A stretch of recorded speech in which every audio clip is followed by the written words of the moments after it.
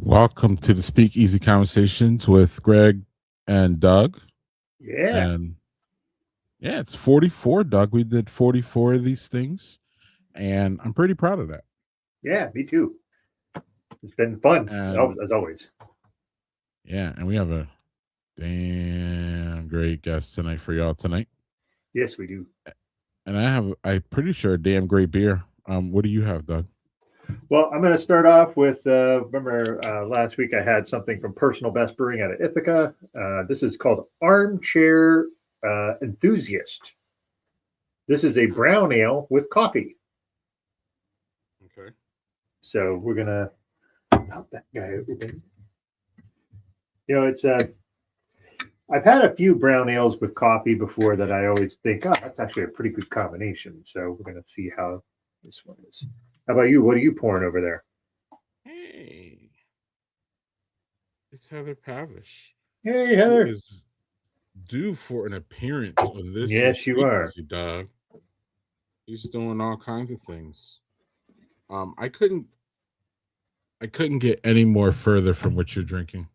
I got a peach barrel aged something or other from my friend at Sway Brewing.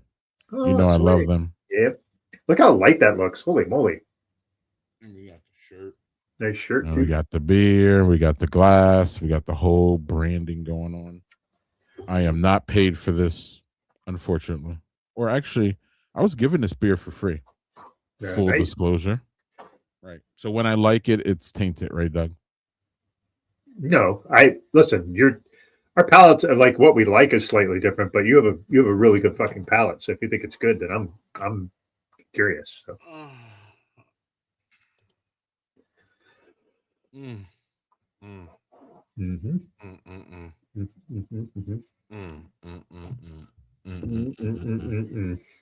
Dude, that must be pretty good. A blended, man, light.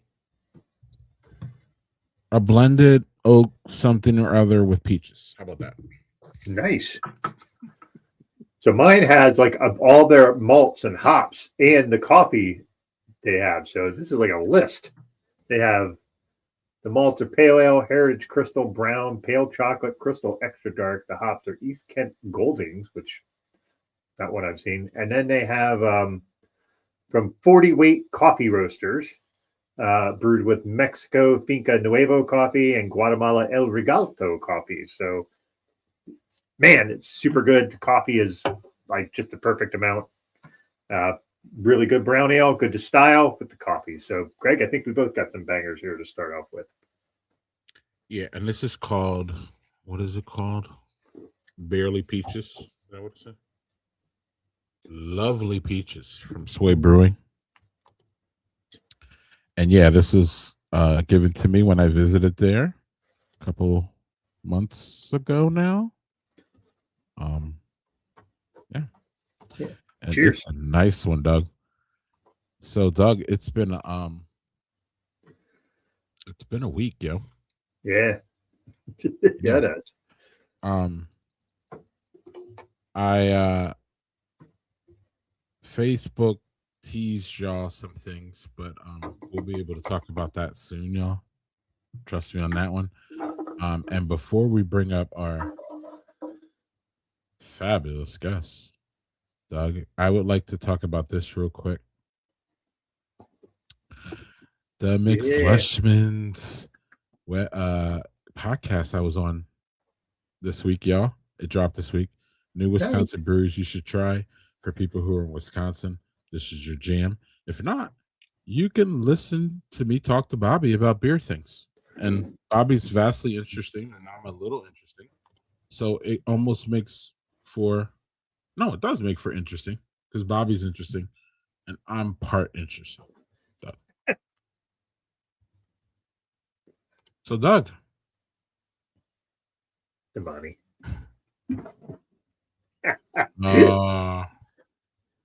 That's better than I like my peaches from Georgia, right? Yeah. He likes his weed from California. Is that what it is? It is. Yep. Oh. Anyway. All right, Doug. Without further ado, we're going to bring on someone that y'all are very familiar with and that y'all love. If you don't love, you're weird. It's really that simple, isn't it, Doug? It's really cut and dried, I think. So yeah. It is, yeah. Here's our friend and co-host, Lauren Yee. Hey. Hi, friends. Welcome back. Also, you don't have to love me. That's fine. Yeah, you do. So, I mean, I'm very everyone's private. Welcome back, Lauren. Man, it's been a while. It has. Was it the last time? Was it summer? I don't know. Time is flying. I don't understand calendars. Don't understand time zones, calendars, clocks. Whatever. Yeah, clocks, it's just time's flying. I don't know what's going on, but I'm here and I'm excited. Yeah. And we are too. Lauren, are you excited enough to have something exciting in the glass? I do. It is going to be the same thing because it's by myself and it's larger. But I have a Sam Smith's nut brown ale. I was like, can we? Ooh. We've got this. It's a give me a break on the name. It's a 5%, I think I saw. So like not that heavy, but darker.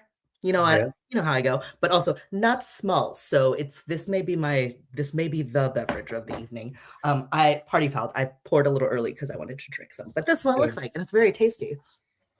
It's a classic. That's a classic beer. So still good. Mm-hmm. There's no shame in that game, right, Doug? Not at all. Samuel Smith's they have great beer, so good choice. I'm very happy with it.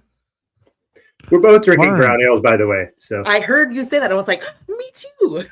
Yep. Sorry, Greg. I'm drinking the white beer. That's kind of wild. You know, it's all about balance. We got to make up for each other in this. It's a little triangulation of things today. There. Ebony and ivory, right? Mm-hmm. Living in perfect harmony. Right,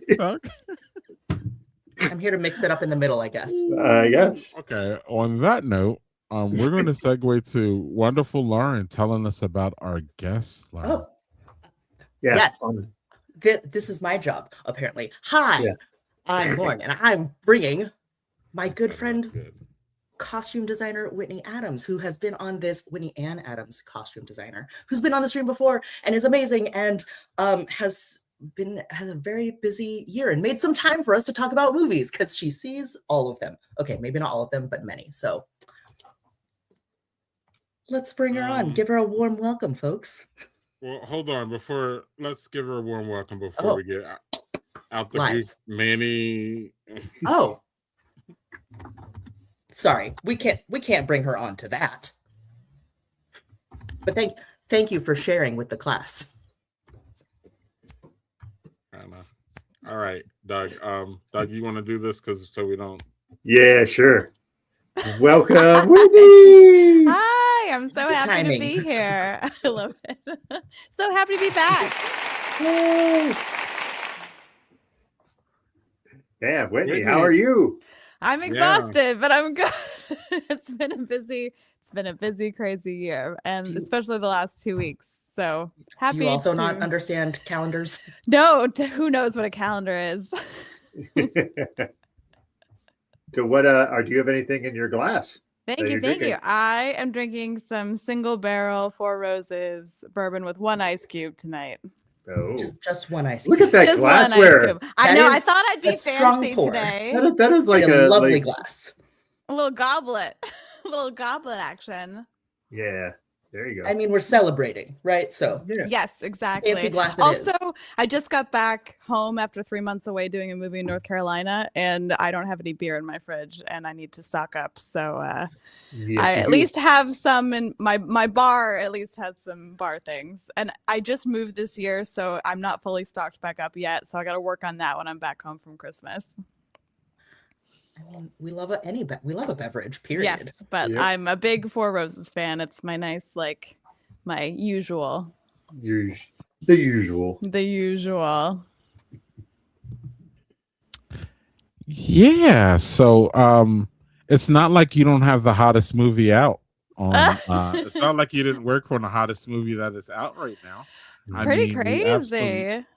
we absolutely have to talk about this movie, Five Nights at Freddy's. My And- favorite part, just to interject, my favorite part about this is that we've set the record for the biggest audience critics disparity in Rotten Tomatoes history. So Ooh, cheers to us. Cheers to us. So so is the tomato meter, is that like the critics and the popcorn? is like Popcorn the meter's negative? audience. Yeah. Okay. interesting. Yeah, I looked it so- up. So I was trying to remember what movies I've seen because I'm so bad at movies. And I looked up IMDb, all of the movies from this year. I was scrolling the list and it's sorted by popularity. And at least yesterday, y'all were listed at number 4 Yeah. of all of the movies of 2025. It's pretty wild. It's been a whirlwind. I've, gained over 1,000 followers on Instagram and my posts have been blowing up. It's been overwhelming. It's very exciting to connect with the fandom, but definitely a lot. Mhm. I can I'm sorry imagine. to interrupt you, Greg. I just had to point out that No. amazing I love it. record. It's one of my favorite records that we've broken during this movie. It's a great one, honestly. Yeah. Yeah, and I don't know. That was part of when I was saying who cares what the critics say? Just go Yeah. see this movie and get popcorn and enjoy it. And Exactly. that's It's a my ton of advice. it's a ton of fun. It's a ton of fun. So I have to add, while we're here, let's talk about the animatronics. And is there a challenge dressing robots, Whitney? Well, I didn't get to do any of them animatronics really. That's all the Jim Henson Creature Shop. I got to stand next to them a lot, and it's pretty amazing being in their presence and seeing the Jim Henson Creature Shop's work. But I did have overlap with 2 animatronic puppets. So I got to collaborate with the Jim Henson Creature Shop and our visual effects department to create 2 new characters. And so that was very cool. That sounds super cool. Yeah, it was awesome. I love Especially a speaking Muppet. as someone who has loved Jim Henson and the Creature Shop my entire life. We're about to go have Christmas Eve at my parents' house and watch Muppet Christmas Carol. Tradition has been every single year since it came out. So it was definitely a dream come true to get to, be a part of their process. Doug? Yeah, I don't know what to say about that because that's just the idea of working with the Jim Henson Creature Shop folks. It's just that seems I'm sure you were too, but kind of in the moment you were like, Jesus Christ, this is who I'm working with. This is crazy. And getting Yeah. to collaborate, and thank you, Daniel. Yeah, it was very, very cool. It was the next step is I want to go tour their shop here. Now that I live in LA, I can come, tour their business. Hopefully I can. So cool. And Well, now fingers you have an crossed in. we get to do the 3rd movie, and then I get to do even more. So let's Yeah. hope. I imagine working with them it seems like it would be as fun as it sounds. You know what I mean? Yeah, and they're such lovely people and so collaborative, and so it was great to just get to schedule a fitting with the puppet. Hey guys, I got to schedule a fitting with the puppet. I love that. That would be a thing on your calendar. Yeah, puppet fitting. Puppet fitting. Sorry. Yeah. Very busy. So that was Anybody have very, very any cool. Anybody have any more Freddy questions? I just would like to comment that I sent you guys that whole conversation I had with my daughter about Five Nights at Freddy's, and it was the most adorable thing. Like when I So said, cute. "Oh yeah," so a friend of mine who has been on my show multiple times, like was the costume designer for Five Nights at Freddy, and they almost like they were like shaking, chuckling, like they were just like, "Oh my god, are you Like kidding?" nervous laughing, like yes, like what? And so it was just adorable. I just think that's funny. They gave me a little more cred, I guess. I love You're it. so cool. Yes. Yes. I do feel like I mean, like I will have comments too, but separately, like what I know you kind of mentioned the Whitney getting so many followers. Like, what's it been like? Because I feel like from what I know of your repertoire that you movies you've worked on, this one has like has like a fandom, not just like, oh, it's like, okay, Gatsby was a thing, and like, you know, like Freaky was like not necessarily like a thing before it was a thing, but this is like there's like lore and like other movies and Oh my a God, whole I know. like everybody knows stuff and is like into it like a con. What has that been like, or like in good, bad, scary? It was just overwhelming to, you know, I didn't do the first movie. So walking into a situation where most of these people had worked together before, I didn't know, and I'd never played the games. I didn't know anything about it. So I literally bought every official book. I watched like every YouTube video of theories and fans, and I went down every Reddit rabbit hole. And there's a scene in our movie where I had to create over 150 handmade cosplay costumes of the characters. And so I literally got every cosplay that I could find online and use the fans as my inspiration. So I really wanted to give back to the fandom in that way and really honor them and their love of this franchise. And so I really had the pressure. I put the pressure on myself to do it right and to, you know, do them proud. And I wanted to make sure I knew as much of the lore as I could. It's very contradictory. So I got to choose some stuff to make up myself. So that was cool to like add to the lore because I had the power to do that. So it was just really, really cool and interacting with people. And the comments have been so positive and so encouraging, and people have really loved my work. And that's made it all worth it. Absolutely. I feel like, no, like I've known you a long time, and like your obsessive need to like dive into things is like really amazing in like terrifying ways sometimes, but it seems like that really, really, really worked for you this time, because like, and I think that's a thing that like, I mean, I respect you anyway as a human, but like as a costume designer, like no, like you're gonna like respect the work to its like soul in its core, because you like know everything you can about it in like an aggressive, nice way. Because you know how my fandom can be. Like when I'm into something, I'm into it. And so I wanted to respect the fans who are that way, like I am. And a fun fact for you all is I used Lauren and my middle school and high school yearbooks as references because our movie takes place in 2002. So Lauren appeared on a bunch of my research boards, me and Lauren. Oh, God. Oh, no. So, don't worry. I think those are public. They're not public. But yeah, Lauren and I, a lot of our photos ended up being huge references for our middle school scenes. So Lauren's a part of the movie. Oh, I was going to ask about the 80s theme.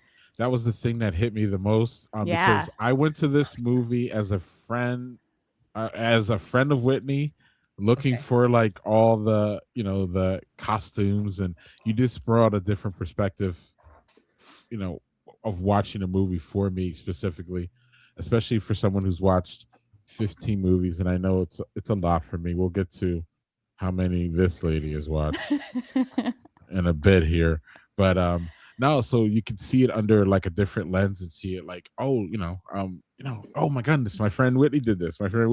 So it was cool seeing your name on the big screen. Thank you. I get my title card. Super cool. So early. Yeah. At the top instead of at the end. I saw it this afternoon, by the way. Like right before this. Right. And I was Wait, you watched a scary movie? It's like, okay, so like this is why we have to talk about scary movies. It's like a lot of different things. And like Whitney is very good at assessing which of her like terrifying movies is Lauren a bull? Oh yeah, there's plenty that are not. Laurenable. I love Yeah. that. It's a verb or no, an adjective. Sorry. So yeah, so like this one was like, I mean, in realms, right? There's like gore and there's thriller and there's like psychological things and then there's like jump scares and whatever. But like this one, in what it was, I was like, no, this is doable. There's like definitely some things where I like jumped and got scared and didn't love it, but it's fine. It's fine. It's Thank a you scary for movie. watching it. I so appreciate it. I also like Greg, I mean, as a friend, and also I was like, ooh, because I don't know the lore in the way the fandom does. But I went this afternoon and I was like, oh my God, so big and at the top. I know her. And that was really very cool. Can I say one more thing about this movie? Because I saw it and I don't see so many movies. Yes. Okay, I don't know if it's really a question or a comment or what. It's everything, because my words just fall out of my mouth sometimes, apparently.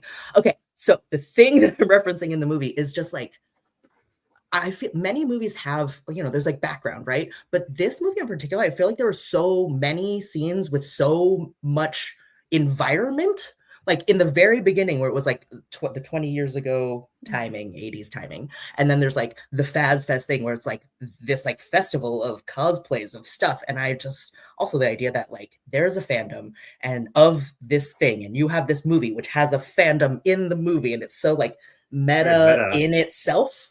But like I can't imagine what it's like to deal with so many costumes, especially ones where like they're important, but like they're not even at the forefront, but they still need to happen. And I just, if you have any thoughts or comments on that, or if you also have any, like when you have to do that, like do you have any like sneaky favorite things that you like sneak in or do just because you can for your own enjoyment or stylizing or whatever? I don't know. I love doing the big background scenes because you're really painting with this really big paintbrush, all these, details, and you're working really directly with the art department because, background actors are essentially moving scenery too. So you have to work with them to make sure it all gels together. But in the 1982 segment, it was so cool to pull all of these amazing 80s kids clothes. I got most of them were rentals from this amazing costume collection in Atlanta. And it was just so fun to dress up all these kids in all these, like late 70s, early 80s clothes. And the same went for the middle school, getting to have flashbacks, Lauren, to our time in middle school together and all of those trends. And like literally, I put together a 40-page booklet of photos from that time period. A lot of them were of me in high school, middle school, and as reference. And so many of the background came dressed. Like I gave them a challenge. Hey, if you want to dress like a trend of the era, go crazy. And luckily Y2K has like been back in fashion right now. So all these kids showed up with like perfect outfits because they took my references to heart. And like, that was very, very cool. And so I love just really creating this gigantic world, even if you're only seeing bits and pieces in the background. Yeah. And, you have to focus on the principal actors to make sure their stuff all gels, but I do these big boards to make sure the colors work, that all the shapes work. It's like a lot of spinning plates that you have to juggle at the same time. And so that chaos is what I, as you know, thrive under and I love.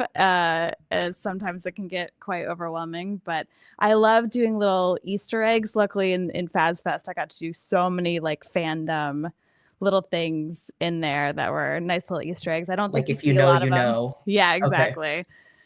So that was, and also I used a lot of purple specifically because purple is a huge color in the game. It's the color of William Afton and his family. And so Matthew Lillard's character and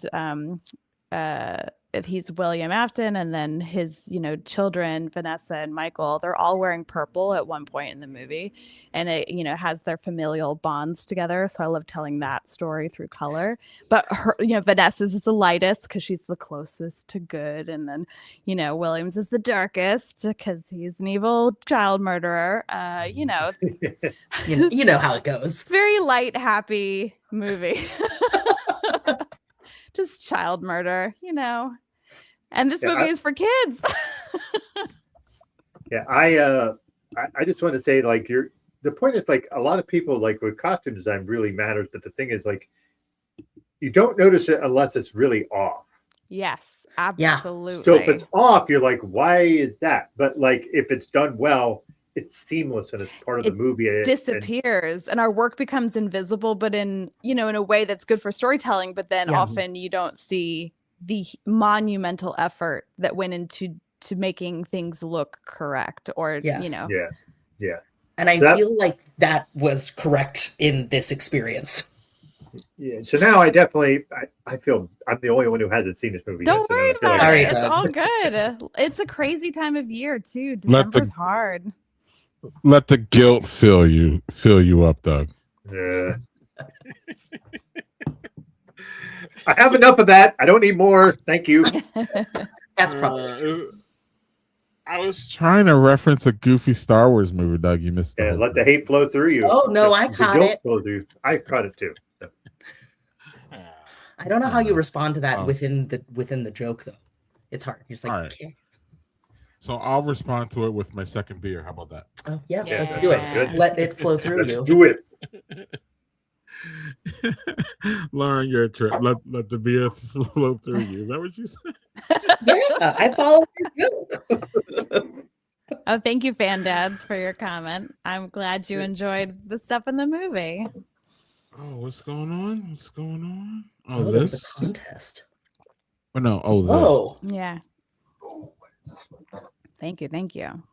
It's very cool. That movie was fun. I don't care what anybody says.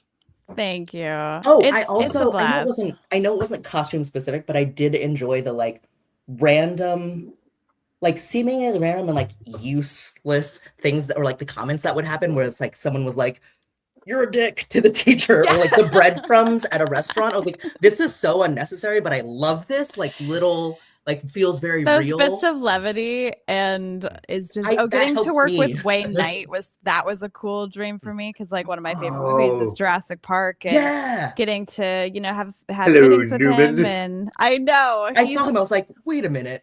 He's a delight. He's so fun. He was telling like during our fitting, and also again at the premiere, we were discussing his death scene. Sorry, spoiler alert. But he was talking to me about how that's how he was supposed to die originally in Jurassic Park, was getting his head crushed in. And so he's like, I've been waiting 30 years to get killed like this on screen. Finally, my destiny. I'm like, fantastic. Hey, Greg. So Greg, you got a second one, and then I have another question for Whitney, but before we start doing our things. But yes, you said did you have the second beer? I didn't hear what you thought of it. Oh, sorry. Yeah, no worries. This is a straight kind of cloudy, Doug. Oh, Pills. Yeah, it's light, but it's kind of cloudy. It's a straight, like kind of this pills, Doug. Just a straight pills. Crispy? A hoppy pills though. It's nice, Hoppy crispy. Yeah, it's from Barrel and Beam, from up in the UP of Michigan, y'all. I was actually there for the first time. I've learned. And this is a lovely brewery up there, and it's a lovely beer. And yeah, so Doug, you have your beer and then a question, and then I want to talk about Gatsby. Yeah, well, I have a question before we get to Gatsby, but yes. So this is Extra Layer. This is the Jack Sabby's Winter Best Lager. So really cool can art there with the little like 8-bit. That's mugs beautiful. And mittens. It's on theme for 5 Minutes at Freddy's. Yeah, it's almost like you knew. Well, the funny thing is, see how the barcode is? It's silver, so it's not black. So the kid tried to scan the fucking thing when I was buying it today, couldn't scan it. He had to manually enter it because the barcode was fucking silver. That's crazy. Form and function. Yeah, so I just was like, wow, that's weird. I've never seen that where the barcode was unreadable. So stitchery, okay, yeah. I'm going 8-bit, so fuck off. Anyway, who is more of a delight as the person? That's really nice, Doug. That is really nice to our comment section. Oh my god, it's JHG. It's okay. I'm appalled. Oh, so he's our friend, so we can abuse him on our live stream? Hey, how you do that to me all the time? What are you talking about? Wait, I abuse you? Greg, I'm feeling abused right now. No, I'm not. Oh, great. Well, we'll get rid of that and we'll move on, right? It's too much power. Yeah, this is too much. Anyway, my question for Whitney, who is more of a delight to work with, Wayne Knight or Matthew Lillard? Oh man, they're two very different energies. They're both fantastic. I loved just getting to know them as like real human beings. You know, you see them in so many movies and projects, and you don't know who they are. It's just I love getting to work with these people I've been seeing in projects for a long time, and knowing them as people, and they're just so lovely. I remember I had to fly to LA to fit Matthew because he couldn't come to New Orleans till the night before we filmed his first segment. Mm. So I flew to LA to film in advance, so I had more time to work on his costume. And it was during baseball season. I'm a diehard San Francisco Giants fan. He's a diehard LA Dodger fan. And so the Dodgers were playing, not the Giants, but they were playing. We put the game on my iPad while we were doing the fitting. And then, oh yeah, here's the sports. You And spoke too soon. and so I just mentioned that I was a diehard San Francisco Giants fan, and then we were giving each other shit about it. And then on the iPad, the team playing the Dodgers hit a grand slam against the Dodgers. He's like, it's all your fault. And You're welcome. So we, been chatting about baseball every time we get to see each other. So he's just a lovely human. JHD, yes, the Giants. He's from the Bay Area. What do you expect? Like, don't be mad. Born and raised up in the Bay, and my jersey says fan since '85 on the back because I've been going to games since I was a tiny baby. I think it's funny that JHG, who was born in Boston and lived in Boston, is a Patriots, Red Sox, Bruins, Celtics fan, and then is giving you shit for being a Giants fan for growing up in the Bay Area. I will say my great-grandmother was a diehard Red Sox fan, and I'm going to the Red Sox-Giants game next season at Fenway, and I've never been there, and I'm so excited. So go baseball. And go baseball. And there it is. That's why Doug really cussed out JHG because he's a Boston fan. So, Yep. there we go.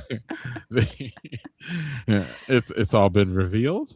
So I have a question for Whitney. Yes. Or please. Whitney, you're going to say something? Oh no, just to add on to Matthew Lillard really quickly. It was my favorite horror movie is Scream. And so getting to design the first movie that both Matthew and Skeet Ulrich have been in since Scream was like a very cool little treat. I didn't realize Skeet Ulrich was in it too. Yeah, both of them. Man. And they're both such lovely, wonderful human beings. And so getting to work with them was just a very cool thing for me, a big Scream fan. Okay. Well, I won't ask about Gatsby. I'm going to ask about Scream because I have one of those I loaded want up. to know about Gatsby. Can't we do both? Do we have time? We'll do both. Oh, we can absolutely. Well, I have them both loaded up, so I'm just gonna scoot to the Scream question now. I was told that you loved working on Happy Death Day and Freaky, and did that fill that middle school drama dream of living inside a slasher movie like you like because of Scream and all that? Oh, absolutely. I mean, I've loved horror movies forever. I mean, Lauren can attest to, I was the kid who was reading every single teenage slasher novel that existed. And, we had a reading log in middle school, and I just filled it with every single like R.L. Stine and Christopher Pike book that existed. And so much so that my teachers called a parent-teacher conference with my folks and are like, should we be worried about her? They're like, well, she's reading. What's the problem? Low-key scary to everyone else. So it's just something that's always been a part of my life, but I never thought I'd be a horror movie designer. And then all of a sudden I started getting all these films. And then, I mean, I loved Freaky so much. It was just like such a fun script, such a delight. I loved having my little cameo in it. So I'm in the movie. So that part was really cool. So I literally did get to live inside of one of my movies. And it was just like, there was nothing like it. It was so cool. And so, yes, absolutely. It's also, little thrill. Can we just say, for the folks in here, if you're looking for Whitney in the movie, can we tell them where it is? Because it's the best. Yes, so I play a cafeteria lady. I have a hairnet on. I'm slinging hamburger buns, and all of a sudden, it's a body swap movie where Vince Vaughn and Catherine Newton swap bodies. He's a serial killer. She's a high school student, and so it's our high school student inside the serial killer's body in Vince Vaughn, chasing after her friends, trying to convince him she is who she is. And they come flying through the cafeteria, and I take one look around and I see gigantic Vince Vaughn, and I throw my hamburger buns and I start running and I screaming through the kitchen, so much so that my scream wasn't long enough because you see me running for a really long time. So I had to do like ADR screaming into my phone and send it to Chris for the final cut of the movie because my scream had to be longer. It's great though. It's Yeah. very visibly there. Yeah. Hey, before we go to one thing, I just want to make a note that Matthew Lillard is one of my favorite horror movies that doesn't get a lot of pub, and it's 13 Ghosts. Love that movie. So that movie good. is fucking awesome. It's so and the I love design him. is crazy, and the behind the scenes videos are amazing. The ghosts in that movie are the best ghosts I've ever seen in a movie. Just bar none. So, absolutely, Laurenable, absolutely, non-Laurenable. Not really Laurenable, I think. no, I don't Solid think horror so. then. Excellent for horror fans. Not for Lauren. Okay, yeah. Sorry for the side tangent, but I just wanted to Yes. note that Matthew Lillard was awesome in that movie, and Yeah, let's get some side hype for things. Why not? Be excited about the things you're excited about. So I think that Whitney wants to talk about Gatsby because she started her film career as an assistant costume designer, I'm pretty sure, under the legendary Kathleen Martin for Baz Luhrmann's Gatsby. She served as the fit model for Daisy Buchanan. Is this all true, Whitney? This is all true. My technical title was costume design assistant, but like my jobs were basically the second assistant costume designer stuff is what I was doing. And that was over a year of my life. So it was definitely a lot, but I got to wear all of Daisy's pretty dresses as they were in process. And I will tell you that party dress with all the crystals is heavy. Heavy. Heavy. No, and that was where my question was going to go. How did that kind of skew your view going forward of that like 1920s aesthetic, and did that, has that actually helped you in other projects, just experiencing it? It was cool to put it on because it really helps remind you what actors are going through on set. I mean, their jobs are really hard. I feel like some people don't realize how difficult an actor's job is, and once you're in front of the camera, it's terrifying. Oh, I love the soundtrack too. Being in front of a camera, like for my cameo in Freaky, it was terrifying to be in front of that camera. Once you're there, I don't think you really realize how your brain goes a little haywire, and then all the things that actors have to do and all the choreography, and then being so vulnerable, and then wearing a very, very heavy dress. So I think it is good I actually try a lot of things on before I get an actor in the fitting room just to see how movement is, because I don't want to ask them to do something that's going to be too difficult or going to be a pain in the ass unless like it calls for it in the script. But I like to sort of know, like in Freaky, the big beaver mascot costume, I'm running. I was like running around my office in that big beaver costume to make sure that she could run in it okay and not trip in the feet. So, I want to, and so wearing that dress long ago, my first movie, getting to experience, oh, this is what this feels like. Let me do that for these important pieces to make sure I know what my actor's going through and how do I set them up for success and how do I help them as best I can. Get your Leonardo DiCaprio questions in now, y'all, because I know y'all got them. I'm not asking shit. Okay. I will tell you my favorite part of working. He's such a delight, but he didn't know how tall he was.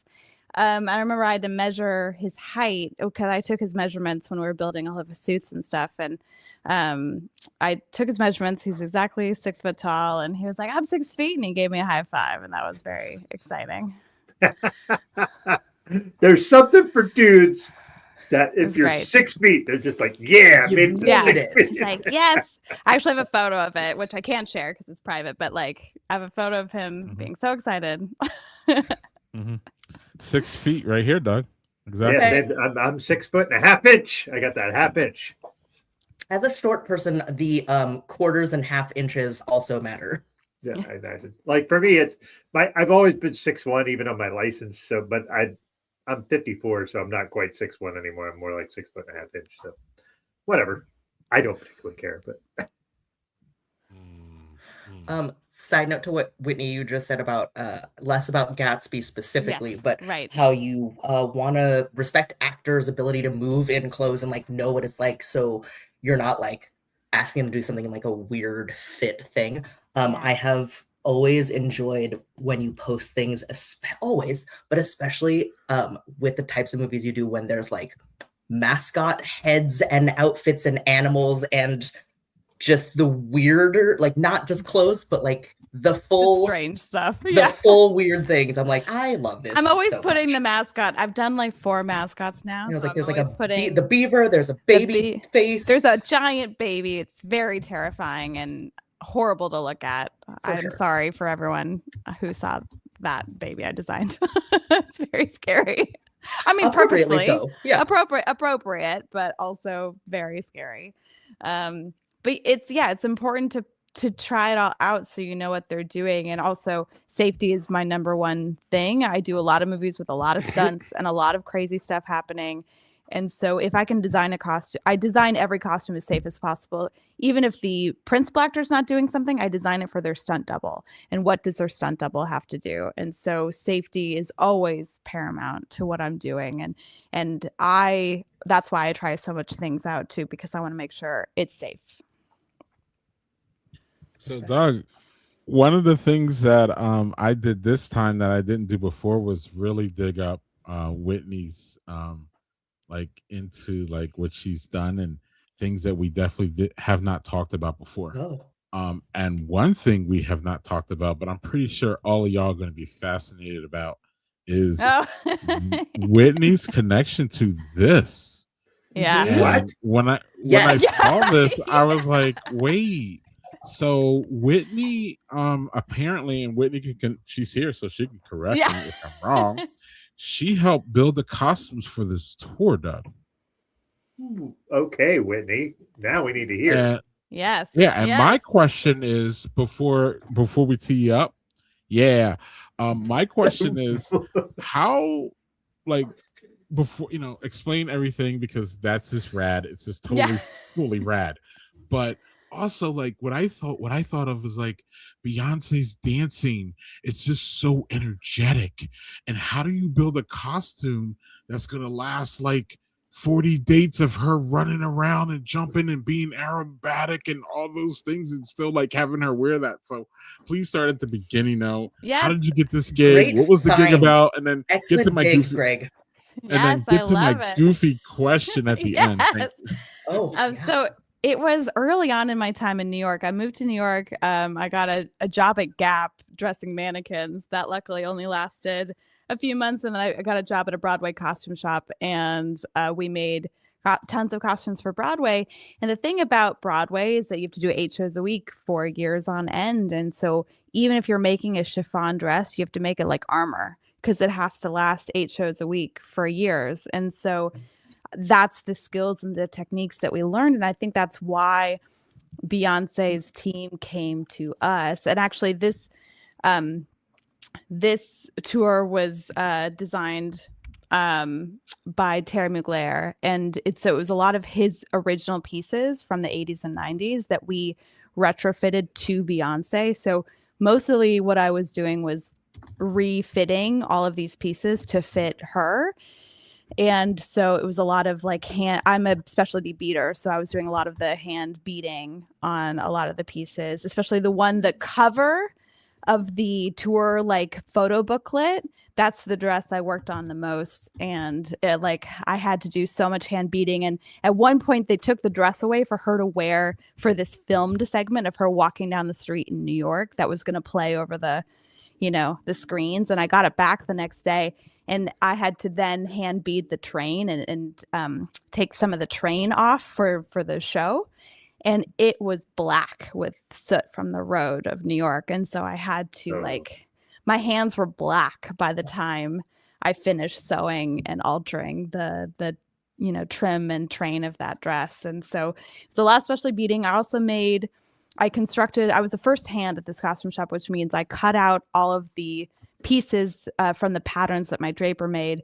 And so we did all of her background singers. I cut out and stitched together and did all the finishing on her background singers' dresses. And then the downstairs part of our shop, they made all of the dancers' outfits. But I was also a fit model for the dancers' outfits. So a lot of them are in these like gold robot outfits. So I have pictures of me stuffed into some of these spandex robot dancer I outfits. don't know if I remember those. I will have to do some digging or I took ask you those later. off of Facebook. They are hidden now.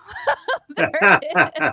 Like, we made some present day choices Long about ago, past I us. had Facebook, you would just throw things up there. This You is know, back in the everywhere. early days of Facebook, you just upload That's 40 just where pictures everything from the went. night before.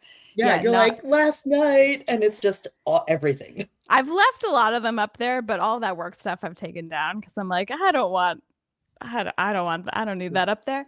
But it was just so cool to be a part of that and to alter all these iconic Terry Mugler outfits for her and then do all that specialty beading. And so I think I touched most of her outfits for that. That's pretty fucking amazing. To be honest. Yeah. Like, I mean, that's something that people would clamor to be able to do. You know what I mean? And We're talking about forever. yeah, I know. for And that sure. was like my third thing I worked on at this costume shop after I moved to New York. It was very early in my New York career. So very, very cool my thing New to be a York part career. of. I know. Metropolitan Whitney over here. My New York I career. heard So ridiculous.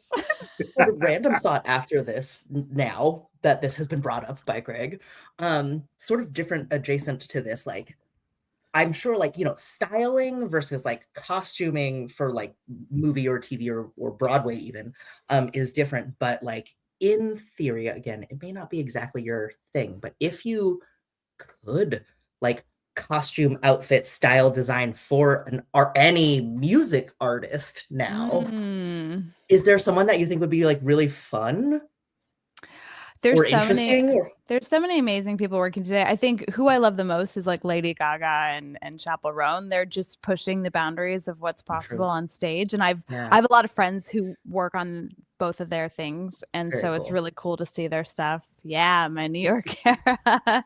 It was a nice 14 years, my New York era. I'm glad it's Not short. over. And I'm now in my LA era, which is going to last, hopefully forever. I love it here. But I think either of them would be really cool because they just really think outside the box and they're really showcase art. And it's about the art of the clothing, not just here's this cool thing and oh, look how sexy I am. It's like it's art. And I think working with either of them would be true. And same with Beyonce, the three of them, it's really just so special to see what they come up with and what they're wearing on stage. It's very impressive.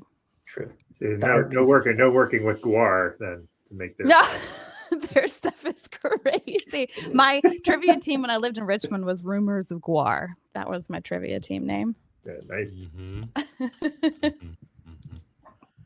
Does anybody have any follow-ups for this before we move on to probably our top 5? I just want to say before we do that, if nobody has anything, just Whitney, really you bring in so much interesting shit to talk about, and we never lack for things to kind of grip on, and that's just fun for us. Yay. So, I love it. The weird, crazy things I've done in my life. It's very all over the place. I mean, I got another one if y'all want to serve it up here before the top 5, or y'all want to Do jump it. to the top 5. Yeah. Just do it. What are you thinking? Okay.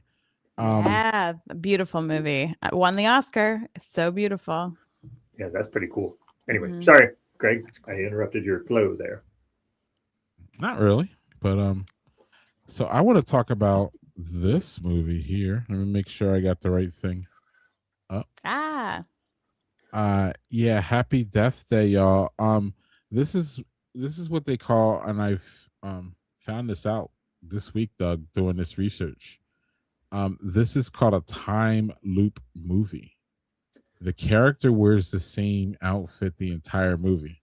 So my question is, how many identical copies of this outfit for this crazy movie did Can you explain that whole process? Because Absolutely. Well, do you know what's funny? So I didn't do the first one. I only did the sequel. I did Happy Death Day to You, and in this first movie, she does wear the same outfit the whole time. And when it was my first movie with Chris Landon, the director, we've now done 4 together. I love him so much, and I made him add. I was like, look, she's either going to be in the same outfit she wore the entire first movie, or you can give me a line where she's like, I gotta get out of these disgusting clothes, and then I can give her different outfits for every day that she goes for the loop. And thankfully, Chris was like, I will give you that line. So he wrote a line for me where she says, I've got to get out of these disgusting clothes. And so the majority of the movie, she's in a different outfit for every script day of the time loop. So I got to do 18 outfits for her.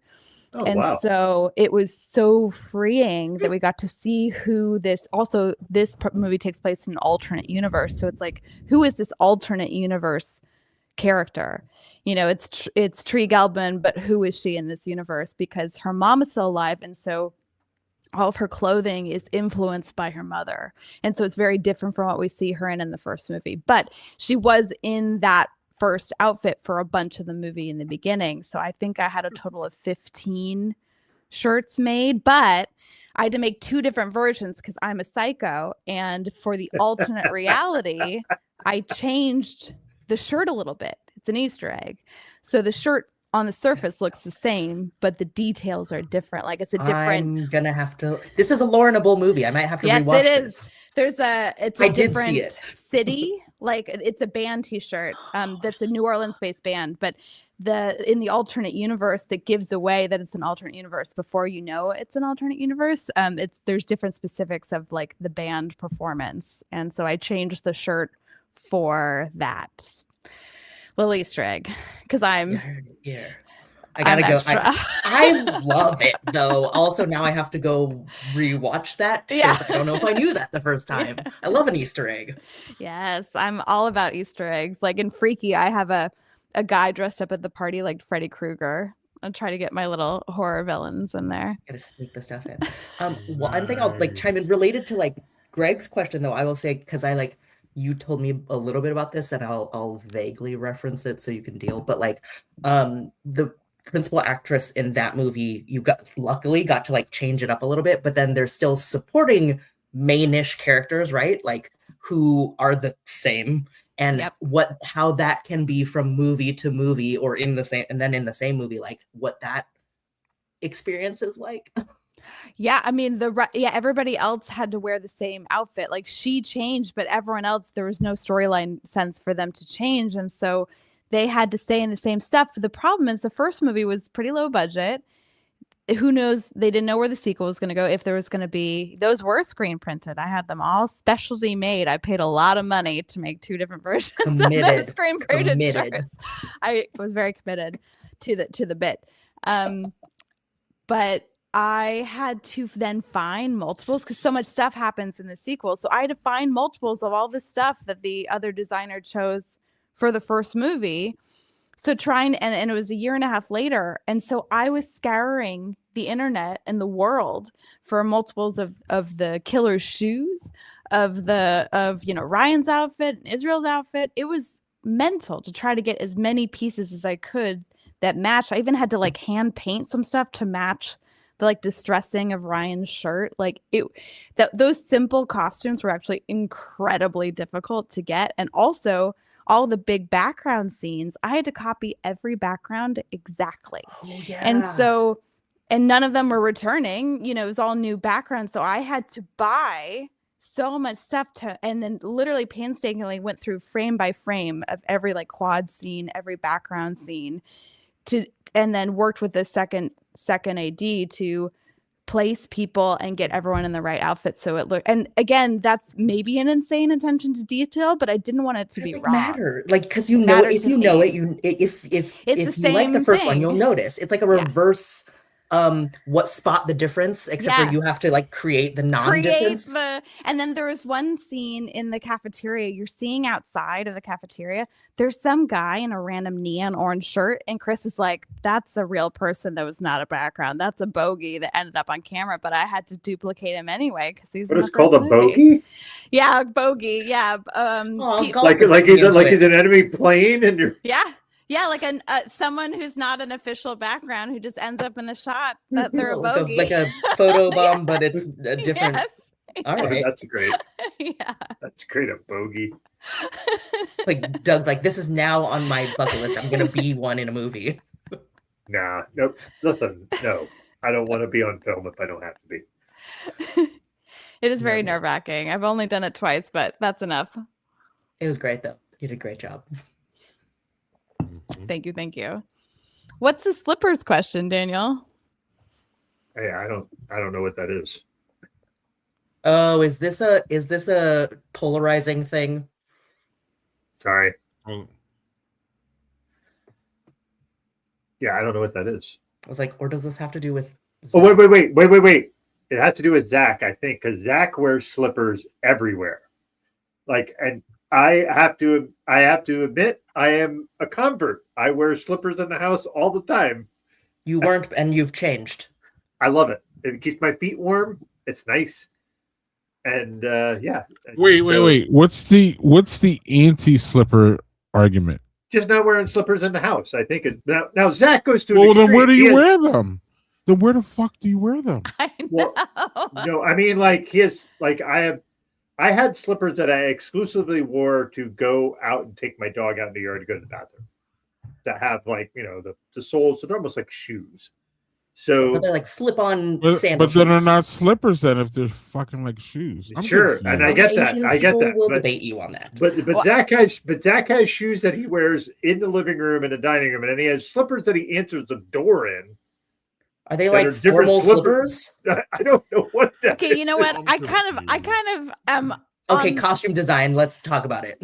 So he has I- a separate pair he answers the door. You were right. We had him That's on a the show, little- and that was That's very specific, but I have a pair of slides that I take the trash out of my. So I live in an apartment complex. There's a trash chute. So I have like my slides that I wear to take the trash out, to go get my mail, and they are by the door, and they're only used for those three The purposes. quick outside They're shoes. quick outside, and then Fred Flintstone. I mean, I like it. Yeah. Sometimes if I Wait, need to are go they driving, to get shoes a or coffee. slippers though? Are they They're shoes or Adidas slippers? slides, so they're shoes. all right. So And then I go take for it. issue with the idea that you call them slides.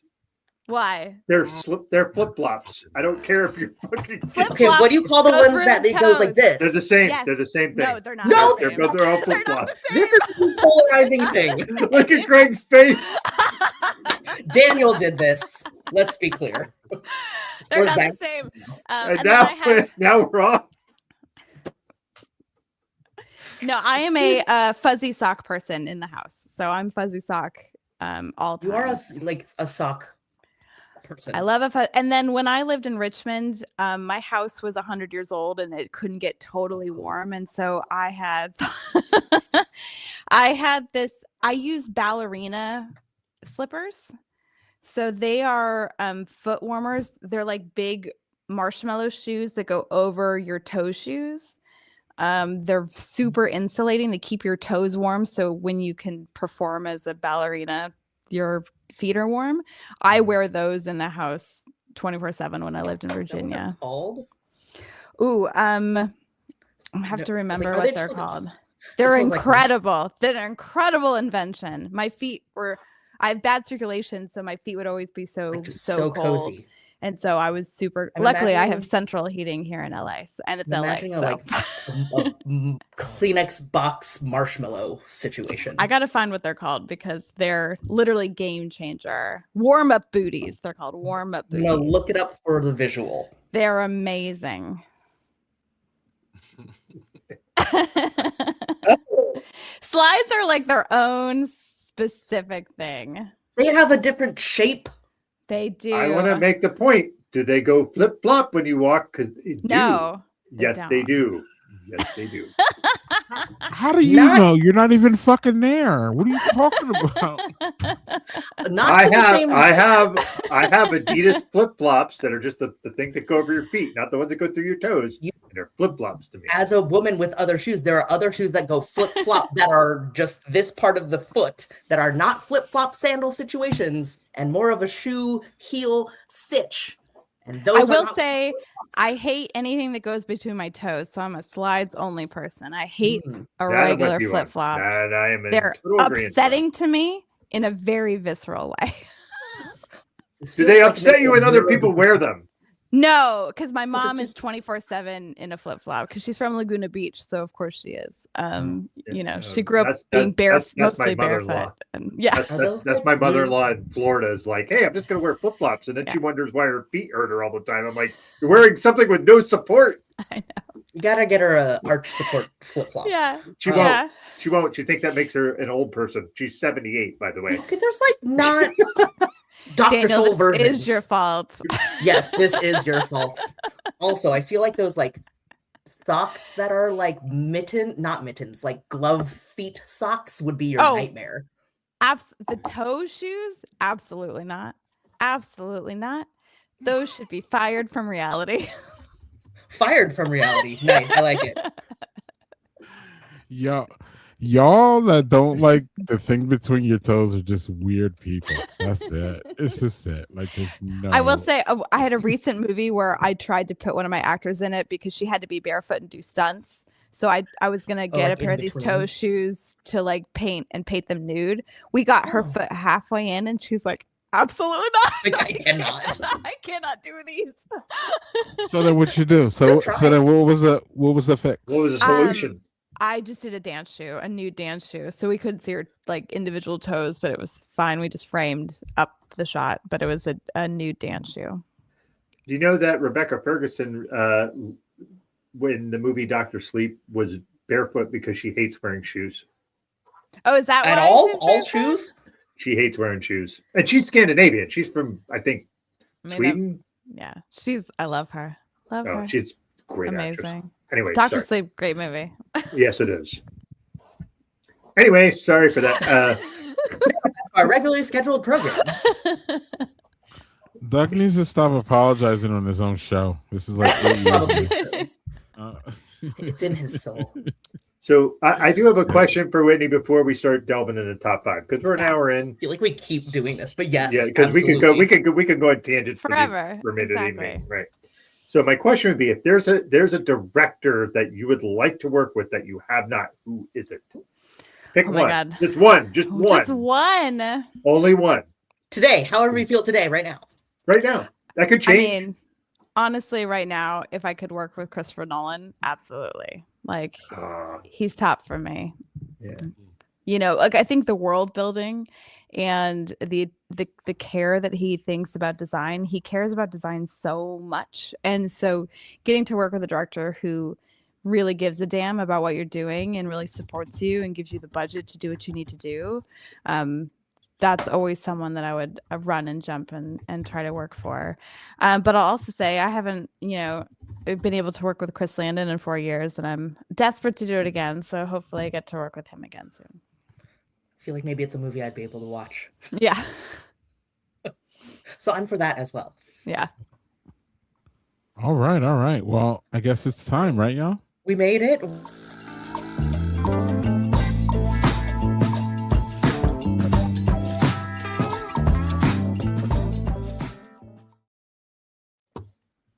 Hey, before we start, can I do third beer? Because it is my kind of beer.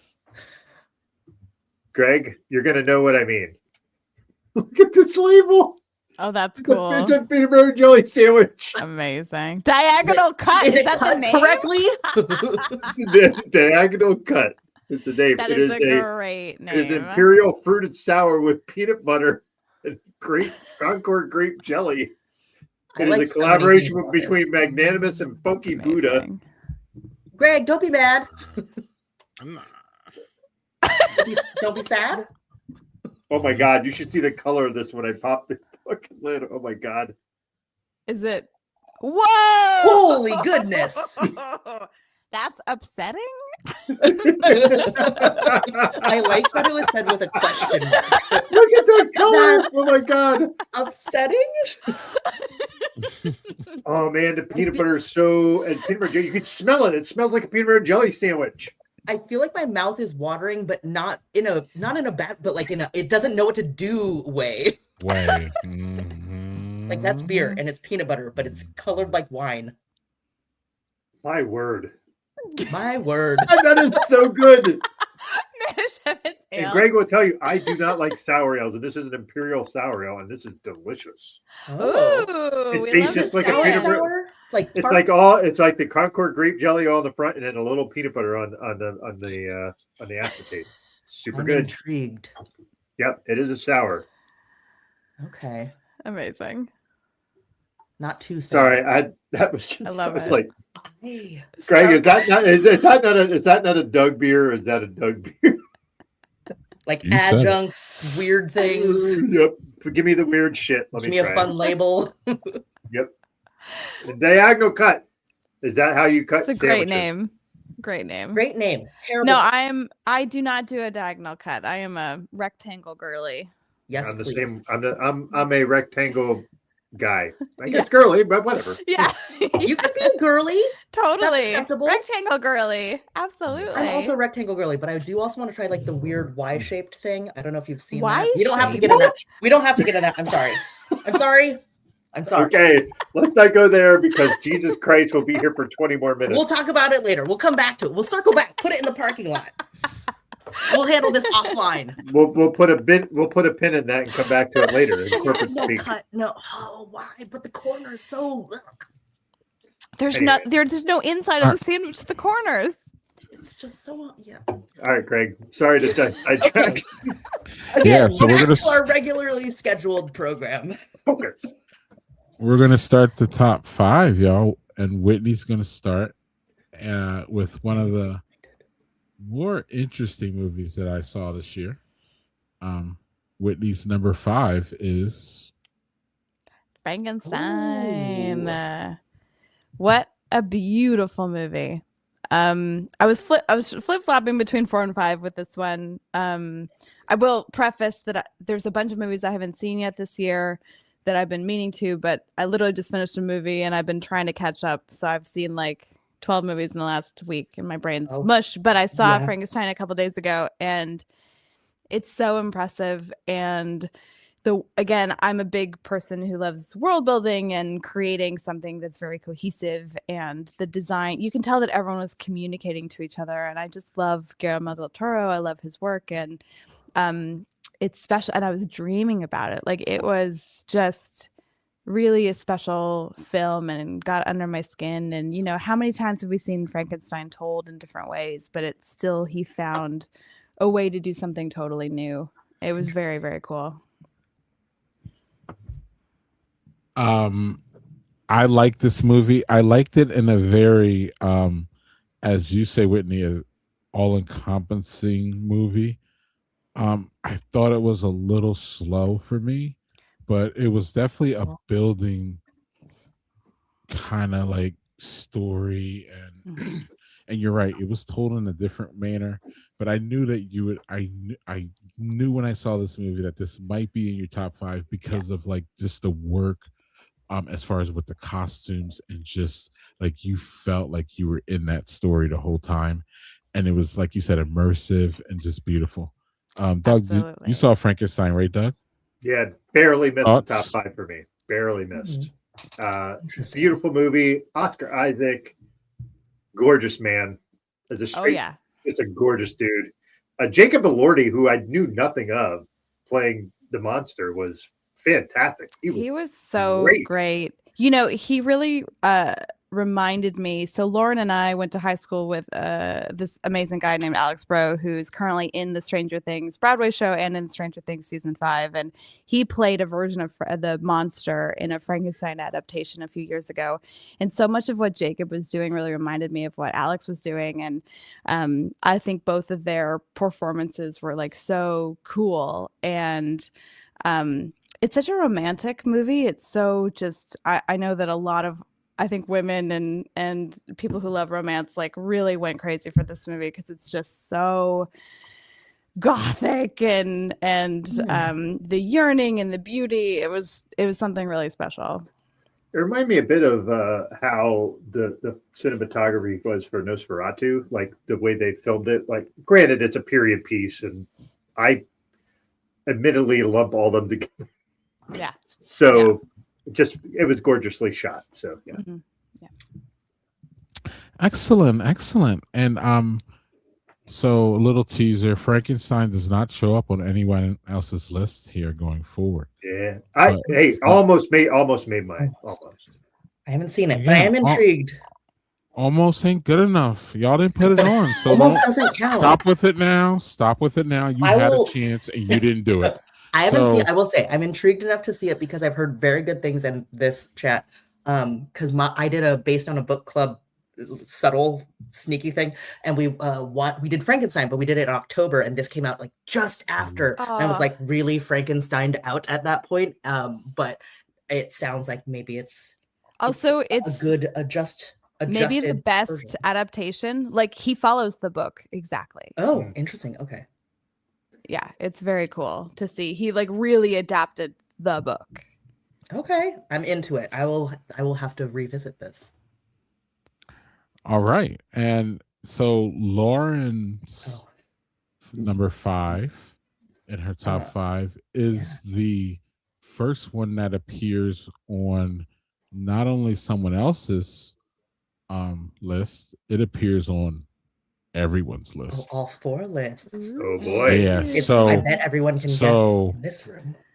So if y'all don't mind, so we can keep it moving, Yeah. we will have Lauren say her opinion on this movie, and then we will move on because this movie It'll come up will again. be commented on 3 more times, and it should be right. because of what it is. And what it is, y'all, is Yeah. Okay. Yeah, so yeah, I will yeah. try to what my bullet points on this. One, I will caveat and say I'm bad at seeing movies generally, and so I tried to watch movies from this year, but also I'm deeply behind on movies from every single other year. So I have like too much to pull from. So like I didn't have a ton from like 2025. But I did watch this one, even though Scary is not my favorite. But I feel like it was one of those things that I appreciate, like the storytelling and the cinematography, and like I couldn't ignore it. Not that I wanted to, but like it made my top 5. Just man, even as a non-scary movie person, just really well done and terrifying in a lot of ways, which is not my favorite, but still made the list. We have a whole stream where we talked about this. I don't remember which episode. If you want to hear more other than what we're talking about now. It might have also been on Mortal Content, I think. Oh, just Yeah. kidding. Not on this one, but on this No. Yeah, well, we had you and Whitney on Domain. Yeah, this when one. I was, Things. we were there. We were both Mortal there. Content. You had Just just seen it kidding. earlier that day. Again, my last minute homework. I'm a great procrastinator. it. I get it done. You nailed it. So You that is do. the ADHD special, right? Like I'm under pressure. I need to do it right now. Like, I mean, maybe it's maybe a little bit of that, and also just like I don't know, especially with scarier movies. I'm like, I'm gonna do it. I'm gonna do it. You got to I do it have in the to convince daytime myself at to do it. home. do it in It's the But daytime. you still did it. The Yeah, daytime really helps. Exactly. But yes, I did watch that one for content with these folks because I love y'all and I'll do things for you. And I did enjoy it though. It made the top 5. I love it. awesome. Well, excellent. We will get more center stakes, believe me, later on, y'all. Stay tuned. But of course, we're going to give it the old. So my number 5, y'all, this year movie was this one. Awesome. This one was a fun one. I remember walking out of it saying, wow, that's a blockbuster movie. That's a fun movie. That's a popcorn movie. That's a feel good movie. That is just, when I remember, growing up as a kid going to the movies, it would be a movie like this one. Nice. The negative things that I've heard people say, and I just want to address one, which is it was made for kids. like that's some kind of, first of all, it was made for, I think, a broad general audience, including families, yes. But if it's made for kids, so what? What the fuck are we talking about? Exactly. Sorry. Like what? Exactly. Hello? If that's the worst thing you could say about this movie deserves to be in my top 5 for that. Superman does not appear on anybody else's top 5. And also it barely made my top 5 with like Doug has like a honorable mention list of like 20 or something. No, only Respectfully. 5. Only 5. But yeah. But mine, it was just so close between this and a whole bunch of other ones, and many that are going to show up on the rest of the list here. But Superman was fun, and I wanted to make sure, because I made my list last, so I saw y'all's list. I kind of wanted to make sure that Superman was represented, so that's why he won out over some of the other ones that we will probably see here. I just want to say I had such a great time watching this movie. I live now down the street from the IMAX in LA. I can just walk up the street and see movies, and walked up the hill and watched Superman, and I left with the biggest smile on my face. I thought it was just the score, the soundtrack, when like Superman and Lois, like I'm a sucker for romance in movies, and so when he did his little chuckle after they kissed, it was so like perfect. I was so happy. I left that movie rocking out to the songs I downloaded on my phone as I walked home. It's a really good time. I did not see this movie, but I saw a clip online where Alan Tudyk is a something in it, right? And I saw a clip that the like talking about a name that he made up on the spot. That was not gonna be he improvised and it wasn't gonna be part of the movie. And I was like, I just love this, and it kind of made me want to see the movie, but I haven't seen it yet. Yeah. Alan Tudyk is he's a national treasure, that guy. Yeah, agreed. Yeah. Agreed. Great pick, Greg. Doug, do you have any comments on Superman, or we can move on? We can move along because I did not see this yet. I wanted to, and it's one of those things like, man, I mean to see this, and then I just forget, and then I have a lot of those too. Yeah. So, not only does Doug have 600 honorable mentions, I whipped out. Stop. Thank you. Not only does he have 600 honorable mentions, he didn't even give us a top 5. He gave us a top 6. So this guy was cramming, y'all. Sneaky. He loved a lot of the movies. A tie for 5? A tie for 5. Okay. He loved a lot of movies this year, so you can't fault him for that. And he was conflicted, and you can't fault him for that. So that's a good thing. But one of the movies that tied for Doug's top 5 was this one. That's one I still want to watch. I absolutely love the Knives Out series. I love the way they're all different. So different. And this one is very religious centric, which I am not a person who is religious in any sense of the word. There's actually hold on, not is he not religious, he will downtick something if it's too religious, like the the De La Soul album. Or the De La Soul album, I'm sorry. Yeah. I dinged it for that. You could be critical. Go on, Doug. I'm sorry. But I love the way they actually did this thing where they have like here's the thing. The idea of Knives Out of doing like, I'm going to do an ensemble cast and it's just going to be this fucking murderer's row of fucking actors and actresses. And I'm going to do really interesting shit. And I'm going to put different people in it and like people you haven't heard of. Like Thomas Hayden Church, that guy, you know who I know him from? Everybody knows him from like Sideways. Ned and Stacy was a dumb 90s sitcom that I absolutely thought that's where Deborah Messing got her start. Like, was in Ned and Stacy. That show was fucking hilarious, and that's where I know him from. But like, this movie is a good look at how religion can go wrong and how religion can go right.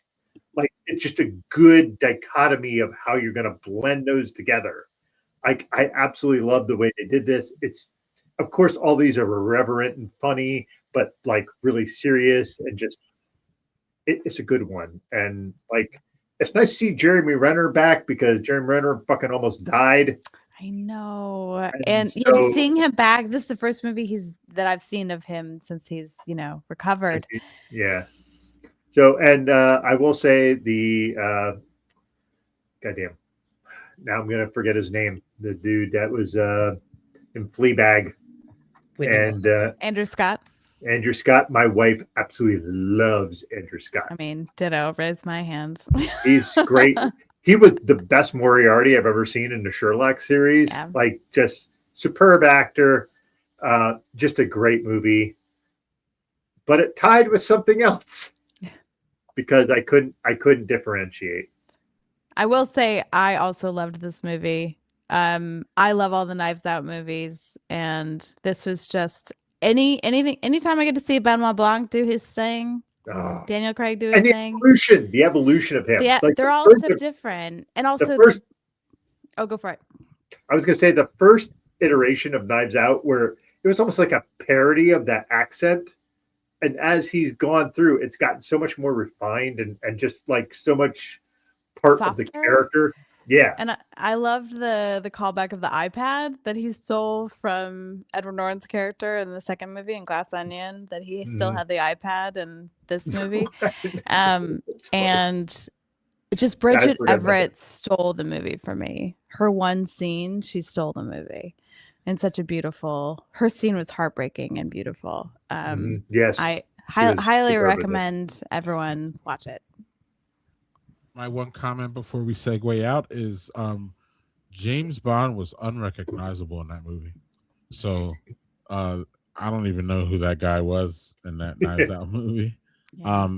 And that is the only time that we will see Wake Up Dead Man on anybody's list, which is interesting because I am a huge fan of Knives Out, but it didn't beat out Superman for me.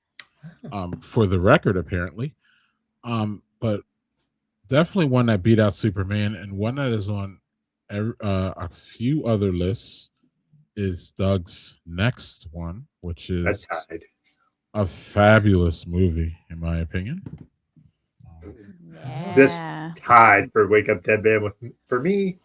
I think the Sean Penn's fucking acting in this movie, that guy doesn't. There's two people who are not main characters in the movie who should be.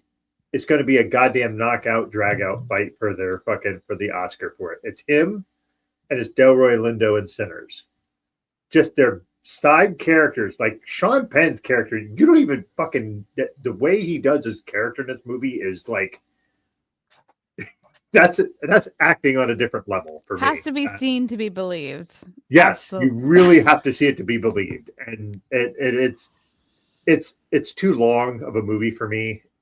I'm sorry, like and Paul Thomas Anderson is like a little bit hit or miss for me.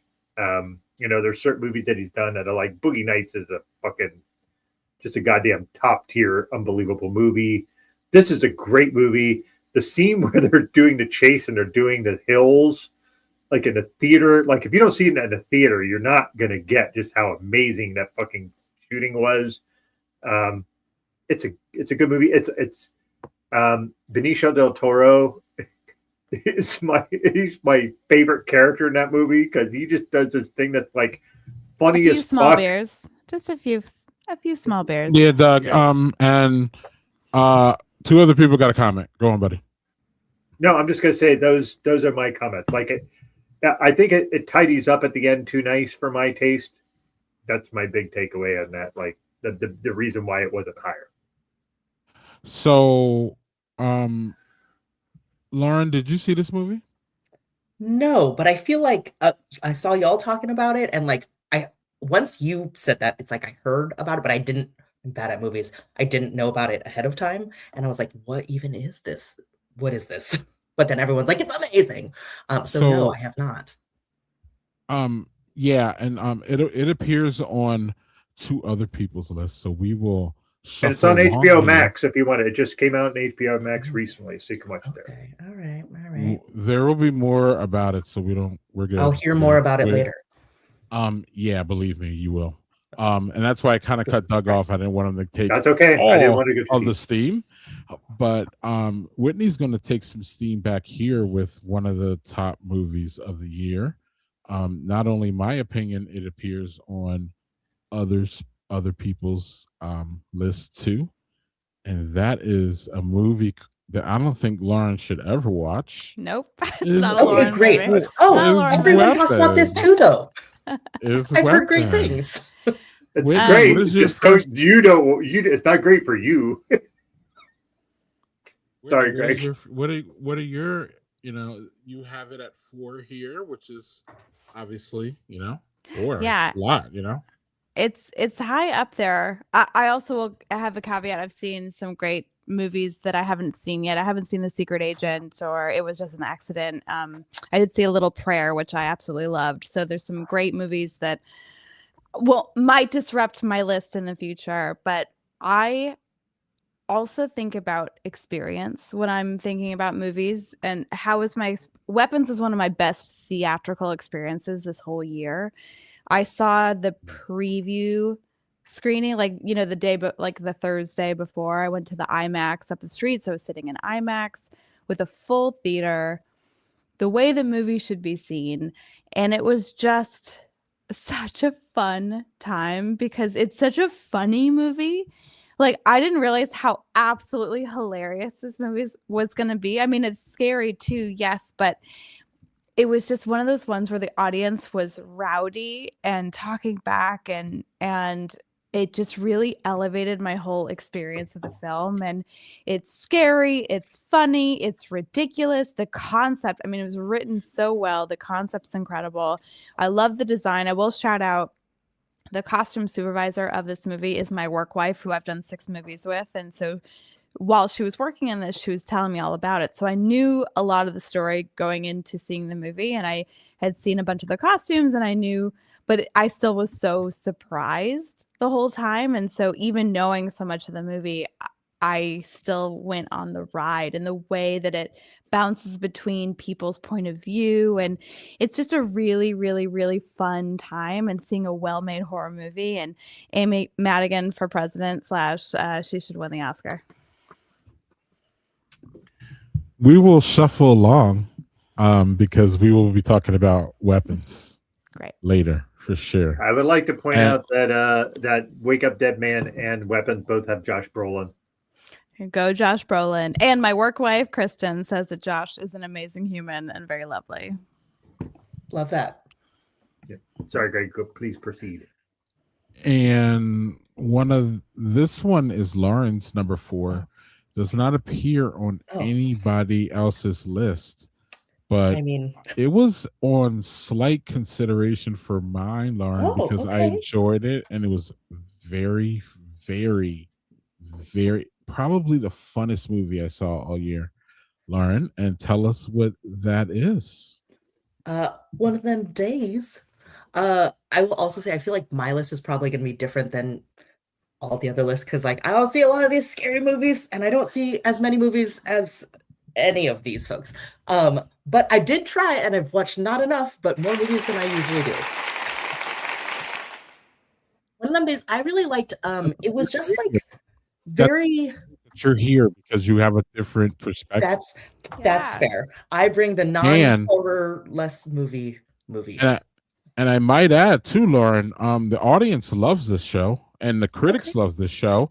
So Right. it's Well not like rated. you're picking. True. It's not like you're picking garbage movies to have in your top 3. I'm Also, just saying, Who doesn't love or some little trash? top sometimes? 4. So But- anyway, I'm sorry, Lauren. What's going on with one of them No. days? Don't be sorry. It's your show, Greg. So I mean, everybody gets whatever they like, and I did choose this one because I don't know, it was just a very fun, like Greg was saying, a fun watch. There was something about it. I don't know how to name this type of movie. It had a silly hurdle after silly hurdle, where you're chaos moments of scenes when they're trying to get something done, but stuff keeps getting in the way, or there's confusion and things not in the same way, but dude, where's my car, or The Hangover. It was just a fun chaos movie, but women. So let's watch this, and it was just kind of, I mean, in the end, kind of feel good, I guess. But it was a very easy and fun watch, and I haven't like I feel like Kiki Palmer is like a little bit America's Sweetheart in some vibes. Like she's like on all the things, and like she has not had a moment, but I feel like she's everywhere, and I haven't seen like a lot of things of her, and so it was like nice for me to get to see. And I was like, oh no, yeah, she's like very good and like super charming. And I know it's an acting role and stuff like that, but it was cool to see her and SZA in this, and it was just really fun. I don't know. So it was worth a like, an easy watch if you're looking for something to kind of escape the chaos of the world. It was so much fun, and SZA was great actually. But I kind of feel SZA just showed up and was SZA, if that makes sense. Yeah, sometimes people are cast as themselves and it really works for them. Right. Or not as, as they're, it's just like, oh, you're like you. Yeah, and I didn't mean that in a derogatory. Yeah, and I didn't mean that in a derogatory at all, not even remotely. Like she nailed her part, like whatever it was. Yeah. It felt very natural and cool, and you're just like, it's like you see this and you're like, I feel like I could be friends with these people, but I'm not into the level of chaos. Yeah, and I would say that, Doug, my impression of this movie was like it was just one of those black fun movies in the line of like Friday. It's like in that, like, so if you're gonna watch Friday, put this one in the middle of like one of them two, and then like just watch it through. It's just kind of the same thing. Like, Friday has that heavy drug, thing going on. This one just has a heavy, fun and goofy thing, but it's about, like black people and black neighborhood and them just running around doing dumb things. It's really fun. I would like to also say that if you want to explore something fun, look at Kiki Palmer and Sean Evans, who's the host of Hot Ones. Oh, yes. Okay. They have a thing that is like two little flames coming together to make a bigger flame. I don't know how to explain it. Just check that shit out. Love a chemistry, love a Hot Ones. Yeah. So all right. Noted. So number 4 on my list is this one. Oh, it's back. Hey. It's back. I will just add to what was said previously by Whitney, which was to me this movie is all about the creep factor, Lauren. It is it's just not good for you because again it starts and then it's just like it edges up and then it never ever subsides. Like, whatever they do, they keep the creep like high or like mid, and it's always like you're always like can't sit right the whole fucking movie because you think that like something's gonna happen. Yeah, it is. It's a very good time, and that's why it's my number 4.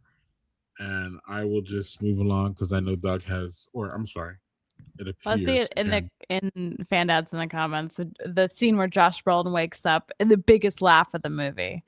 The like that wasn't my biggest laugh. Oh, that was the biggest laugh for us in my theater. Like everyone lost their fucking minds. It was great. It was a great scene. My biggest laugh is I'll talk later. About that Okay. Copy.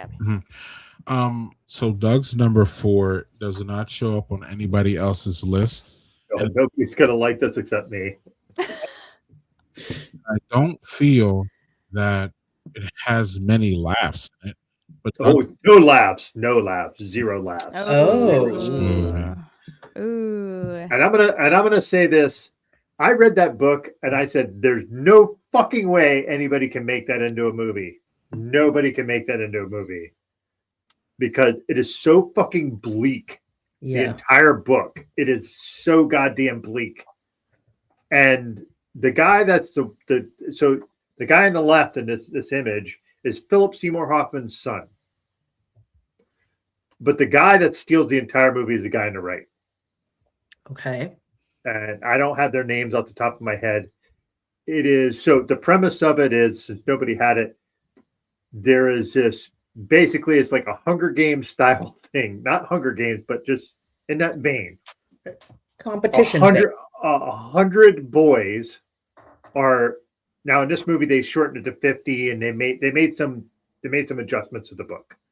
But basically it's like 100 boys sign up to be part of this, and if you win, you get every wish you want. Could be anything, whatever you want. Okay. But you have to walk at 4 miles an hour, and if you stall, you get 3 warnings, and at the 3rd warning, you get shot dead right on the fucking road. And it's Don't like teenage, and it's teenage kids. It's teenage Don't guys. like that. And oh my God, it is. There's just like male companionship in a way that you don't see in movies a lot. Like these two are like friends and they work through a lot of shit, and just it's funny because there's some really unlikable characters. I didn't assume there was a way to make this into a movie. Like reading the book is like, no fucking way. Now they changed the ending. For a movie, it makes sense. For a book, the book ending is better. And that so it's not just like if you're making a movie and you ended it the way the book did, people would be like, what the fuck? Like that's not. But the way they ended the movie is just good. The guy on the right, I wish I could. I'm gonna have to look it up because I can't. Yes, David Johnson. He was in Alien Romulus. He was in he was in Romulus, and he was great in that too. Yeah, he is Stu fucking Perb in this. So is Philip Seymour Hoffman's kid. They're both excellent. Yeah, Cooper. He's amazing. And I'm gonna tell you, it's a hard watch. I like that kind of shit, but it is a rough watch. Mark Hamill's in it. Luke Skywalker is a fucking terrible bad guy in this movie. Just the worst kind of guy. And the problem is that, unfortunately, it's pretty emblematic of the kind of shit we're going through now, especially considering the announcement of the Patriot games. Yeah, today, right? Yeah. Yeah. So, it's in that sort of vein, unfortunately. So, I missed this came out when I was working, and I haven't been able to catch it yet, but I really want to see it. I will say be in the right headspace to watch it. I think that's why I haven't pressed play yet, is that I have to be in the right. Maybe in January, not this time of year. But I don't know if you've ever read the book, Whitney. I haven't. Okay, the book it's fantastic, but again, it's one of those things. It's really bleak. The book. Do you recommend book first or movie first? I think book first, movie second. Copy. And if you want, I have the book. I'll send it to you. I'll be happy to do that. Sure, I love that. But it's just interesting because there's the way the movie works is pretty close to the book. The ending is way different. But I think in the movie context works, changing it from what the book was. The book, after the book is like, whoa, like wow, I'm not sure how to feel about that. And the movie is the same way, and it's like, wow, I'm not sure how I feel about that, but in a different context. I think having now worked on 2 movies that were adapted from books and having gone through that process, I see why you have to change stuff. Like I used to get so angry that it was like not like the book or not. And now that I've done it myself, I'm like, oh, there's so much stuff you need to change for a movie adaptation. You can't do things. Yeah. There's some things like a lot of people shit on like Ready Player One. There's no way you could have made that what the book was into a movie. No, if you did, no way. The movie is the movie would have been 6 hours long. There's exactly. no way you could have. So I am a little mad at Spielberg for taking all of himself out of the book. So yeah, that's fair. But anyway, I'm just saying, Whitney, I'll message you and I'll be happy to send you the book because I think the book is worth. It's not a long book. It's like 250 pages. Awesome. So. All right, so we're ready for Whitney's number 3 that does not appear on anybody else's list. Sorry. Yeah, it's true. It's true. Absolutely true. Sorry, Greg. I interrupted you there. We are going to go to Whitney's number 3, which does not appear on anybody's list, and it didn't appear in my memory because I didn't even know what the heck it was. All of your lists. Let's see if I have any clue. So, one of 2 movies that I did not know, I was not familiar with until I saw y'all's list. This is one of them. And yeah, it's Hamnet. Hamnet. Fandad's listed that. Devastating movie. So Oh. I am not a crier. I am very much not a crier at most things. This movie made me sob like a baby. Oh no. A lot of crying. You have to be again in the right headspace to watch it, but it's absolutely stunning. The performance by Jessie Buckley is incredible, and it's really between her and Rose Byrne for the Oscar this year. And my friend Malgosia designed the costumes for this, and they're Cool. so beautiful. And she thought so specifically about how people in this era would be wearing one thing that was adapted to all parts of their life. And so Jessie Buckley's character. So What era is it, Whitney? it's like Shakespearean times. So Okay. 1600s and long ago, and lots of corsets and a lot of organic cotton. Okay. Also, more crying. Yes. Because it appeared on no one else's list. Like, is there like a 1 or 2 sentence? Like, what is this movie? What is this? So it's about William Shakespeare and his wife. It's more about his wife and the death of their son. We don't know how their son died in real life, but this movie is sort of a reimagining about them getting together and losing their son and how it affected Shakespeare and how he wrote Hamlet as a reaction to his son's death. And it's it's beautiful, different, gorgeously shot. Chloe Zhao is the director who did that. What was that Marvel movie called? But she's a stunning director. She did such an amazing job, and it's a beautiful film. You just have to be in the right headspace to watch it because it is quite dark and quite devastating at moments. But I promise you, it's worth the effort, especially in the end of the movie. It's absolutely stunning. So if you need to get some tears out, definitely watch that. Oh, that's right. The Eternals. Thank you. The Eternals. I can't believe I forgot because my friend Brian is in that movie, and I don't want to be an asshole. Forget. How dare you? All right. So here's another movie that doesn't appear on anybody else's list. It's Lauren's number 3. Oh. And it is completely opposite vibes, I believe, of the previous movie. I could be wrong. So it's the live action version of Lilo and Stitch. It's number 3. It happened. I mean, I love the original as well. That's animated. And I mean, Lauren, we got to watch that together a bunch as kids. I think we watched it together for the first time.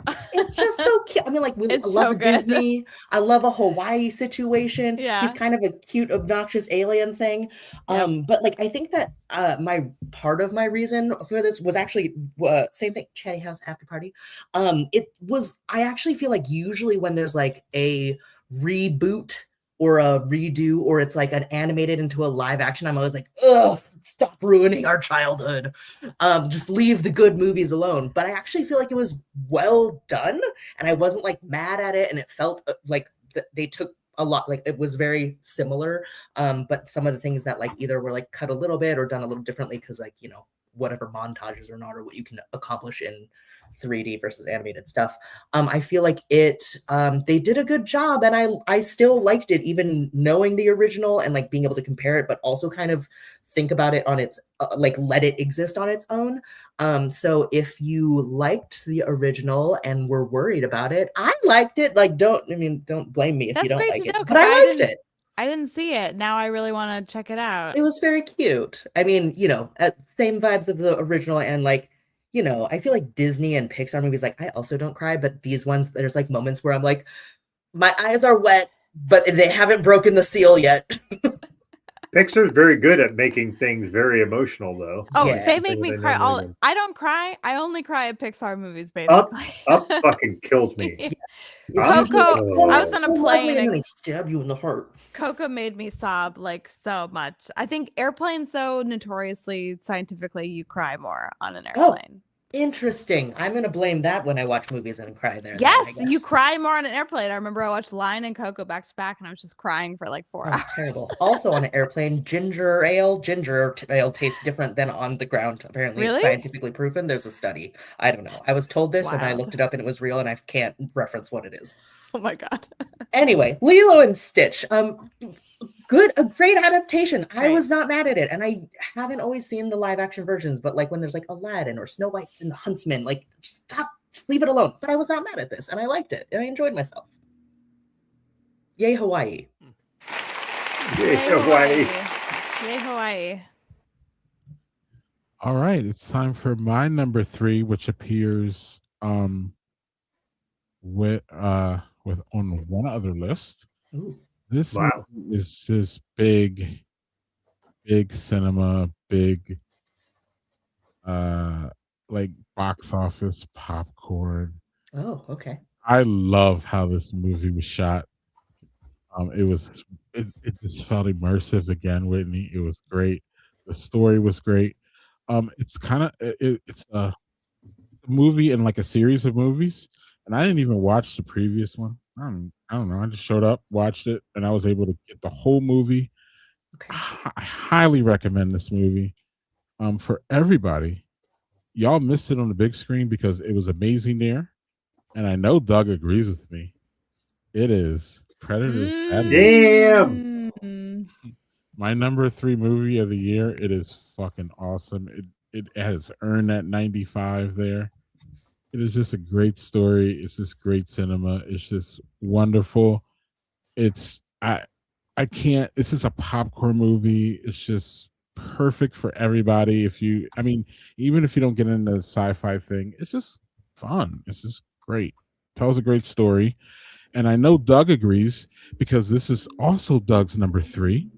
Yes, it is. Great match. Yeah. This is Doug. great. Pass off. Yeah. So this is what's great is this is a telling of the Yautja, which is that's the alien. That's a predator species. That's their race. What's great is Elle Fanning is in it, and she is just like a dismembered robot. That just rides along with this Yautja through basically a planet which everything is designed to kill you. And this is like the Yautja, in order to be considered like part of the clan, you need to accomplish something where it's like proves that you're worthy of being that. And so this guy, the Yautja that's part of this, is basically a runt. He's a runt of what the Yautja are. And he says he's going to go to this planet and kill this particular being. But it is like considered like this is no Yautja can kill it. It's many have tried, none have succeeded. He says, I'm going to do it. And it's just a fascinating. The Yautja don't speak English. Obviously, they speak their own language, and just it's so goddamn good. It is the second best Predator movie. So my favorite Predator movie was Prey. Yes. Prey was amazing, and this is directed by the same people. Now I'm going to say Prey is almost in a tie with the original Predator, because the original Predator is its own fucking beast. It's fucking ridiculous. Mm-hmm. It's muscular, macho dipshits doing stuff. So it's Greg's trying to show us a thing there, but maybe we can't see it. Oh, Prey. I see it. Prey is in there. This is so good. Greg, I think you and I the only ones who had this on our list? Yeah. I unfortunately have not seen it yet. It came out when I was working on my last movie and I had no time to go to the theater, but it's high on my list because I remember I saw Prey at home because it was only streaming, right? Yeah, it was only on Hulu. Twice in a row in one night. That's how much I loved it. So I know I'm going to love awesome. Badlands. I just haven't gotten a chance yet. Prey was better than Eat, Pray, Love. Different all right. Well, yeah. Whitney, Whitney, you will get your chance to talk about this movie now because this movie is your number 2 My movie. number two. I again saw this at the IMAX up the street, and it was just I had my jaw on the floor for most of the movie. It was just Can't imagine this on IMAX. it was unbelievable, absolutely stunning. The music, it just everything. I was like, is this really happening right now? And the audience, I saw it the first weekend. It was open.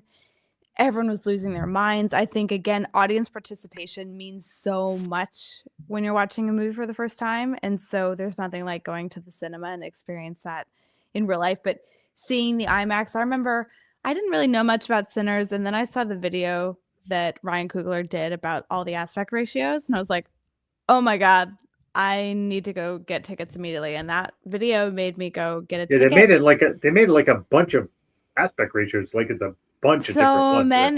So many. But I saw it in 70 millimeter at the IMAX, and it was like almost like a religious experience. It was like so unbelievable. And being a horror person, someone who designs horror, who loves horror, it's right up my alley. And the design was amazing. Ruth Carter's costumes. I mean, she was able to a lot of those background costumes came from Blade. She was designing Blade that got shut down. And so Blade was set in the 20s as well. So they were able to buy all these costumes that she designed from Marvel, and Marvel let them buy it for this movie, which is such a great little detail. But the design is stunning. The music is stunning. The performances are amazing. It was just like unbelievable. So one of my number 2 of the year. Number 2 of the year. And we're not done with that one yet, y'all. And here's another one that I didn't know existed and does not appear on anybody else's list. And it's Lauren's got her own little list, baby. I'm just hanging out over here. Yeah. Lauren's number 2 of the year is Nona's.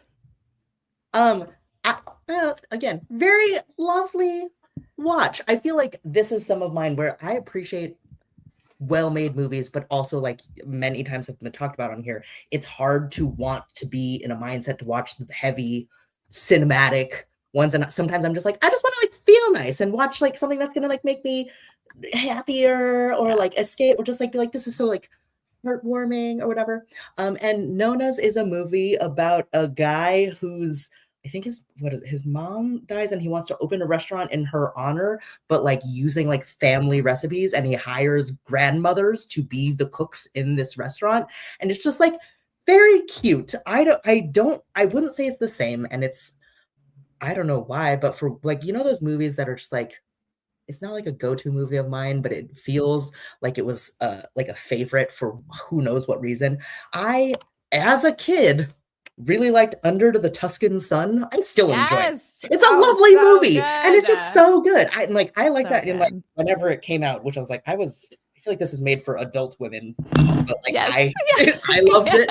I still watch it when I see it. I rewatch it all the time. I have the DVD 2 to 3 times a year. It's a great movie. I feel like Nona's has a very similar like. Okay, I'm gonna have to see it. Like it's not the same. Like, you know, Under the Tuscan Sun, she's like divorced and goes to Italy and does a thing. Beautiful like, Diane Lane doing Diane Lane things. Amazing. Yeah. Great outfits. This is like not the same like plot storyline, but I feel like there's something that's kind of like heartwarming and like family, like not like hurdles in the same way of One of Them Days, not the same kind of hurdles, but there's like where it's like, oh, there's like challenges, but there's like cute, lovely stories along the way of this thing. And it's a very like cozy, rounded feeling movie. And again, if I like something about the energy of it feels Under the Tuscan Sun and again, lovely. It has Vince Vaughn in it, who is not a murderer in this one. My buddy Vince from Vaughn. Freaky. But yes, he's absolutely not a murderer in this movie. And it's just very cute. And if you're looking for that, I recommend it. Awesome. It's also based on a real restaurant that like hired grandmothers to cook. Amazing. Yeah. Okay. All right. That sounds fun, y'all. Mhm. Lauren's bringing all the joy shows to I us. Yeah. love that. That's what I love about Lauren. Yeah. Lauren finds the joy everywhere, and it's so awesome Yeah. to see. Yes, it is. It is.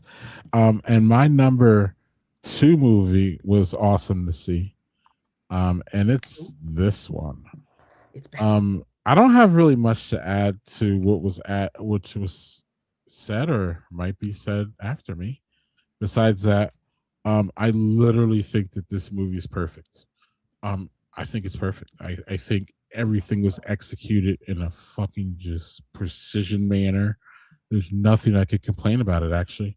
I will when I do my number 1 movie, I will tell y'all why this movie was, I guess, worse than number 1, even though it's perfect. So I will address why it's number 2 and not number 1 when I talk about my number 1. So with that being said, Doug wants to talk about his number 2, which is Man, this fucking movie. This was my best movie going experience. Oh. Like Whitney was talking about, the amount of time people laughed in the middle of this movie. Yeah. My favorite laughing segment is the ending sequence Yeah. Yeah. where the kids are just going berserk and they're just Yep. going through different things and they're chasing and I forget the lady's name again, who's Gladys? Gladys, and just being like, oh no, and just being like doing these little interjections while she's running away from these kids who are trying to just end her. It is. What's funny is I remember seeing the trailers, and this thing where the kids are running like that is terrifying. So listen, as a parent of 4 kids, I don't know why that's terrifying, but it's fucking terrifying. Just these kids just running down the street like this, like Naruto, and just, what are you doing? And just like, why is that the thing? Yeah. And there's the funny thing about weapons is there's as you care, like Benedict Wong's character in this just slays me, like just fucking great. And they do this thing where they do different perspectives. The movie, it is. As we said, it is not a Lauren. It's not Laurenable. No It's so offense. challenging because I'm like, I respect everyone has told me it's like psychologically creepy, super creepy. You're not gonna like it, and then you're like, but there's like comedic moments. I was like, it sounds like I'm interested, but I shouldn't. Funny. I mean, it is so it's hard. funny. I'm like, ooh, All I'm right, so intrigued. there's a but lot of scared. hard Lauren moments, but I feel like you could maybe mute man- it during. Okay. You might be able to manage because it is extremely funny. Okay, It's a maybe I funny watch it movie. with someone who knows it, and we can chat the whole time. Yes, someone when I'm home. Maybe when I'm Okay. home next week. I we can need watch like a guide. I can watch it with like a tour guide. I will volunteer. I All right. will volunteer as tribute. But yes, So the character that is quote unquote evil is Gladys. Gladys. And I'm going to tell you, my wife, who is a bit witchy, said they're doing everything right, but that makes it so much worse for folks like me who are into that stuff.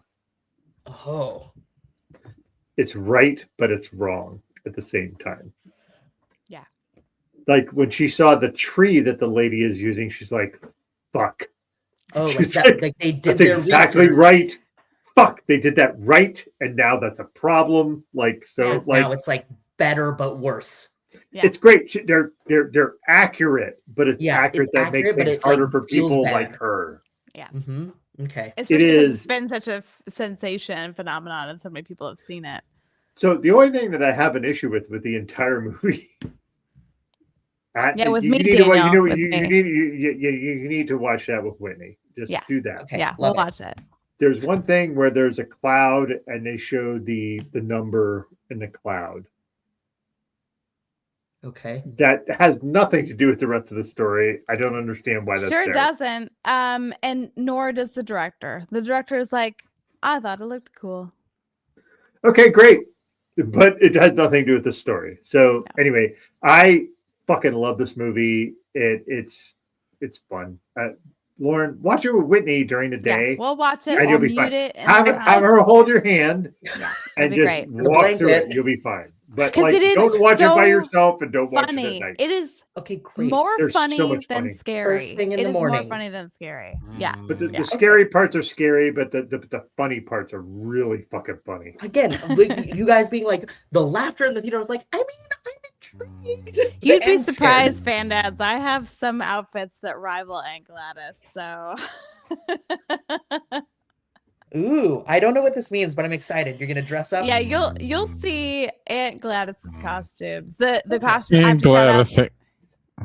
the costume designer. Also, Trish can I just say Somerville was amazing. Aunt Gladys is Uncle Buck's girlfriend? It was just that thing fucking blew my mind. It's like, fuck, is that the woman that was Uncle Buck's girlfriend from the Amy fucking Madigan. 80s? McCoy in Streets of Fire, one of the best Yeah. movies of all time. Aunt Gladys ain't right. But No. Okay. but what That's the is consensus. right for Whitney is her number one movie. We've reached this the number year. one Yeah, spots. you're number one. And to Whitney, this is right. And well, Oh, it's kind of hard for me to disagree. Yeah. I'm not surprised. Let's just say that. So I will preface this where I have really not liked most of PTA's movies. So the only PTA movie that I've actually liked is Boogie Nights. I'm not a PTA person. So that's why this is like even more Like, surprising because I thought this was one of the greatest movies I've ever seen in my entire life.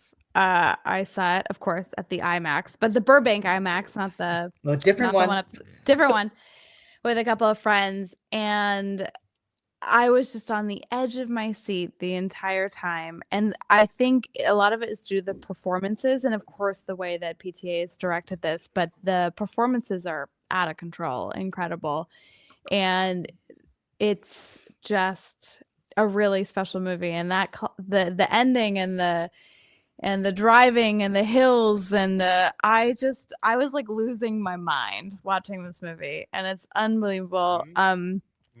MVP performance for me though, Benicio del Toro. Love him in this movie.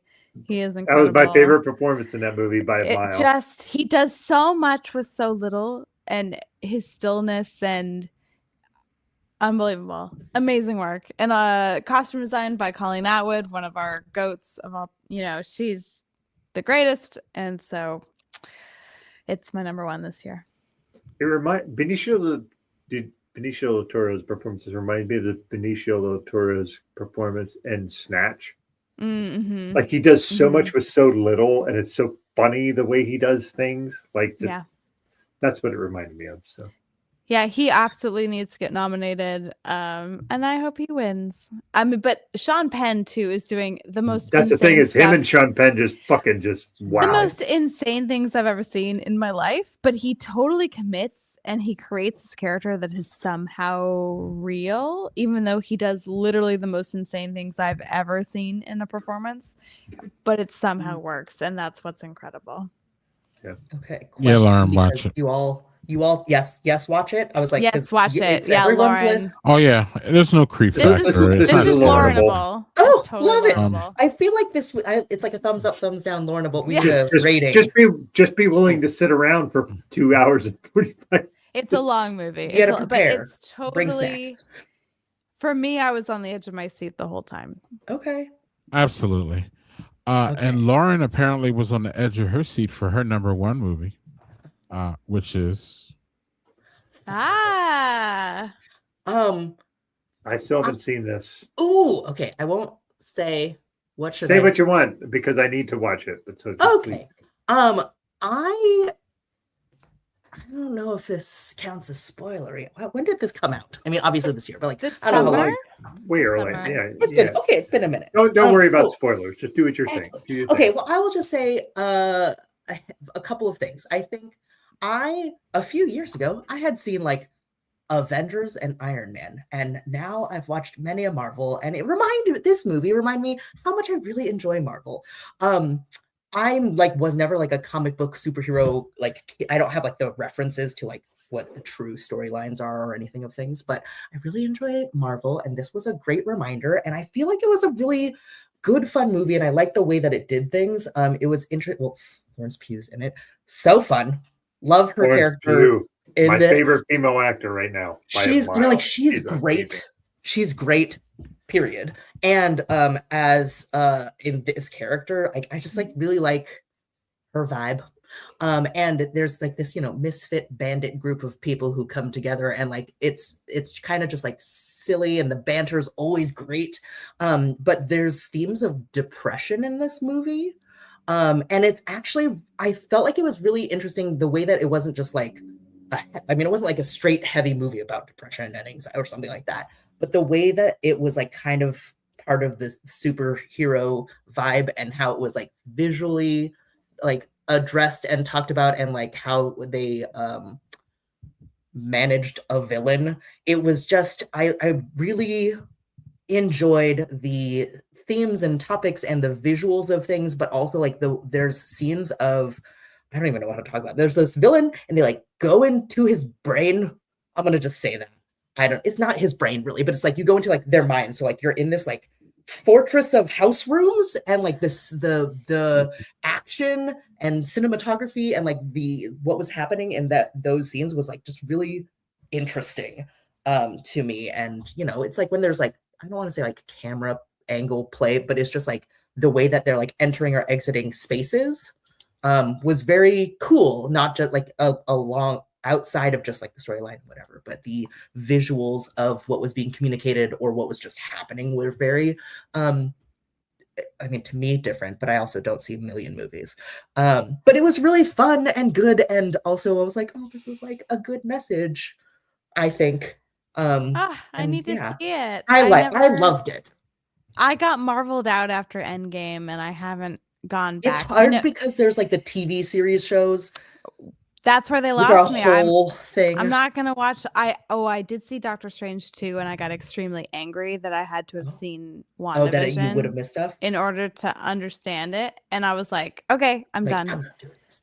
I feel like, I will say this. I've seen more Marvel things, but I feel like it probably has more meaning if you know more things. And there's things that like I don't know in terms of like the other, even I love an Easter egg, but like I don't know these storylines as well as a lot of people, especially if you're like comic book people. So like who like the villain, I was like, maybe that's a real comic book villain, and it probably is. And like I don't know their story until this movie. But I do think that people could watch it and enjoy it for what it is, even if you haven't, but you would probably also appreciate it in theory more because you'd know more if you did watch things. But it's still I think it's a solid, I feel like it could be solid as a standalone. It might have more meaning if you have watched other things, but I really enjoyed it. Lovely message. Love a Marvel. Awesome. Love the banter. They're so fun. They're so fun. And I wish I hadn't fallen off the bandwagon, but I just got very annoyed because I don't have time to watch all the TV shows. There's so much content. And I was like, I can't. It's a lot to commit to, especially with all the other millions of movies that are out there and like life. My friend Courtney was the dialect coach on Thunderbolts. So I need to see it for her as well. That's cool. I always feel like those kinds of jobs and things that are needed for movies, like you don't really think about unless you like can speak a language and you're like, that's not how you say a thing or whatever. Yeah, she was making sure David Harbour's accent was on point. That, because I will say like any character, especially his and like Florence Pugh's characters, like just that's not how they sound, but they sound, I believe them. Mm-hmm. And it's great. So anyway, that's mine. There you go. We are to my number one movie of the year. I didn't make this decision until probably 2 hours before we went live. This is a hard thing between this movie and One Battle Another. I think that they're both perfect. Agreed. But this one edged out the other one because number one, I started going to movies, Whitney, so that I could get away from the political discourse. I walked into One Battle After Another, kind of really not knowing outside of everybody thought it was great. what the theme was. Right. So then I And was Very then- kind of political. slapped in I was slapped in the face Oh, Yeah. with the surprise. whole thing, and I was like, wait. So like that was part of like Okay. Very why I was intense. kind of weirded out going into this Headspace. Yeah. early Yeah. part. I was kind of like, I don't know, not I wouldn't say weirded out. I was taken aback a little bit. I was like, wait. It was sometimes we So- go to movies, most of the time we go to movies for escape, and sometimes it's very confronting and you're like, oh, I wasn't expecting that Yeah. at all. Yeah, but oddly, it was less confronting than this movie, which Yeah, is absolutely. could be arguably more More. confronting given More. who I am and what the subject Yeah. matter was. Absolutely. But it was too, but it was a different kind of thing. And I would just want to just to me they were equal, actually. And I'm just gonna give the nod to the one that was musically in tune about what it was. And no disrespect to One Battle, but this one was so musicy and it just hit all the right notes with the music. And if you take the music out of this movie, it completely, I wouldn't say guts it, but like the music just wove the story with the damn movie. It was great. And that's why it's my number one movie. And there I are agree. reasons why it's Doug's number one movie. Also, Yeah. So we'll get to there right now. Yeah. It is the most interesting and introspective movie in just so many ways. And like Greg was saying, the musical score is just like the best accompaniment to any movie that I've seen this year.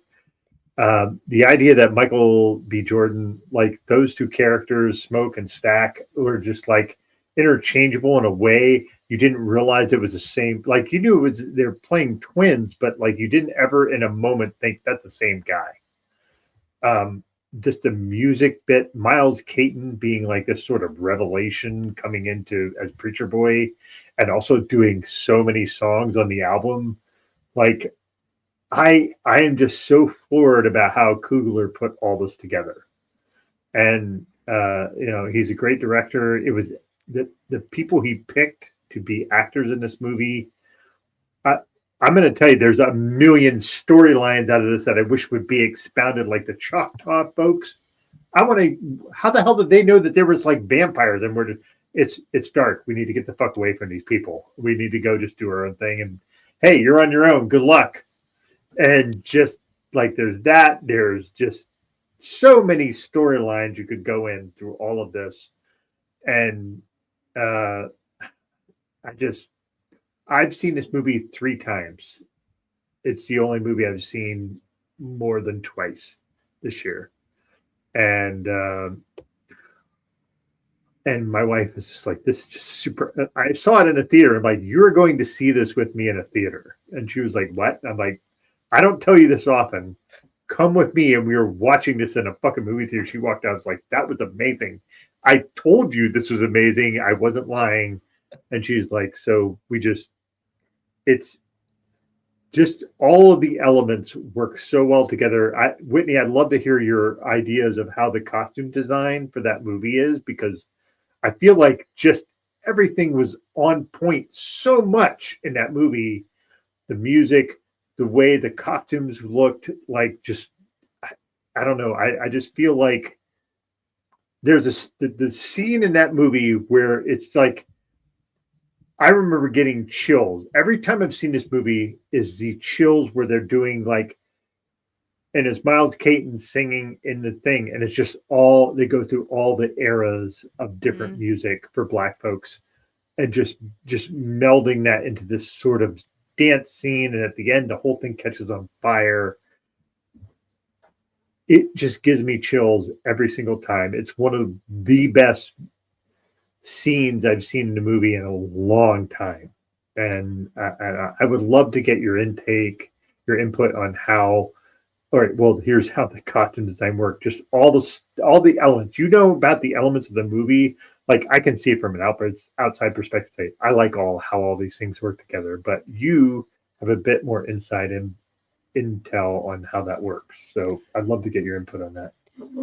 Well, absolutely. Every character was so well formed. And especially you have Michael B. Jordan playing two different people, and they need to be so distinct. So not only is his characterization going to help you have that distinction, but Ruth's costumes really showed the difference between the two of them.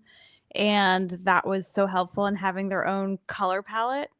You know, one is in the burgundy and maroon, and one is in the blue. And I love, see here, you can see that their shadows are different because they kept the same camera setup, and then they moved. Then he would change and go Yeah, back. So they kept. that's one of the more fascinating bits of Yeah. it, where they're like, we're gonna stop and everybody stay still, and we're gonna change him and move We're him. gonna keep the camera static and move them, and it adds this sort of unreal, ethereal quality to the filming of it because they're both in the same scene, but the sun is hitting them in different places, and it just adds to this sort of unmoored aspect to it all, which is very, very cool. And I just loved how gritty, how real everyone's costume was, and everyone felt true to life. It all blended perfectly. Like how we talk about some of our work is unseen, or it blends into the perfect world building. You believed every character was real and there,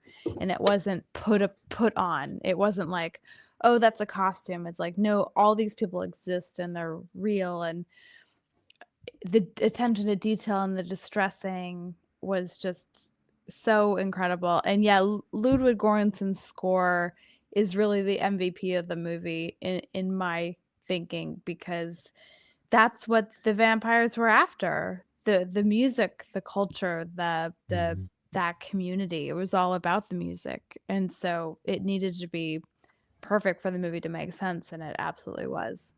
Like its own character as the soundtrack. Yeah. Lauren, did you see Sinners? Yes, you did. Yeah. I was like, I did for this, and also it made my 5. So I'm going to ask you a question. So we have the idea of like, here's this black culture in the South, and it's fucked up. But Asian folks were also in the middle of this culture, and it was fucked up for them too in a different way. Mm-hmm. So like you have the shop owner who owns 2 shops, and he and his wife are Asian, and then they have a daughter who's also watching the shops. Like, how do you look at that in that particular instance? Because the idea of like, here's a difference in all these things, but it's also, we're all kind of in the same mess. Like, how does that work for you as someone from this perspective? I mean, as an Asian person seeing the Asian people, I mean, I know nothing about the South because I'm not from there, but I do, like, in the sort of Asian culture of things, I was like, oh no, it's like the family runs the store, and like we're doing this thing, and like there's usually like not in a monopoly way, but it's just like, oh, like I have this store and my auntie runs this thing, and this other part of the family does this, and it's all kind of just, we're not like we're running this town, but it's like, no, we're all just like helping each other do this thing. That felt very real to like things that I've heard or known and experienced, were like Chinatowns, like where you're like, no, that's just like kind of how it works. Like everyone's not up in each other's business, but it's like, oh, I know you, and I know like the person down the street, and like we help each other do this, or like I owe you a thing.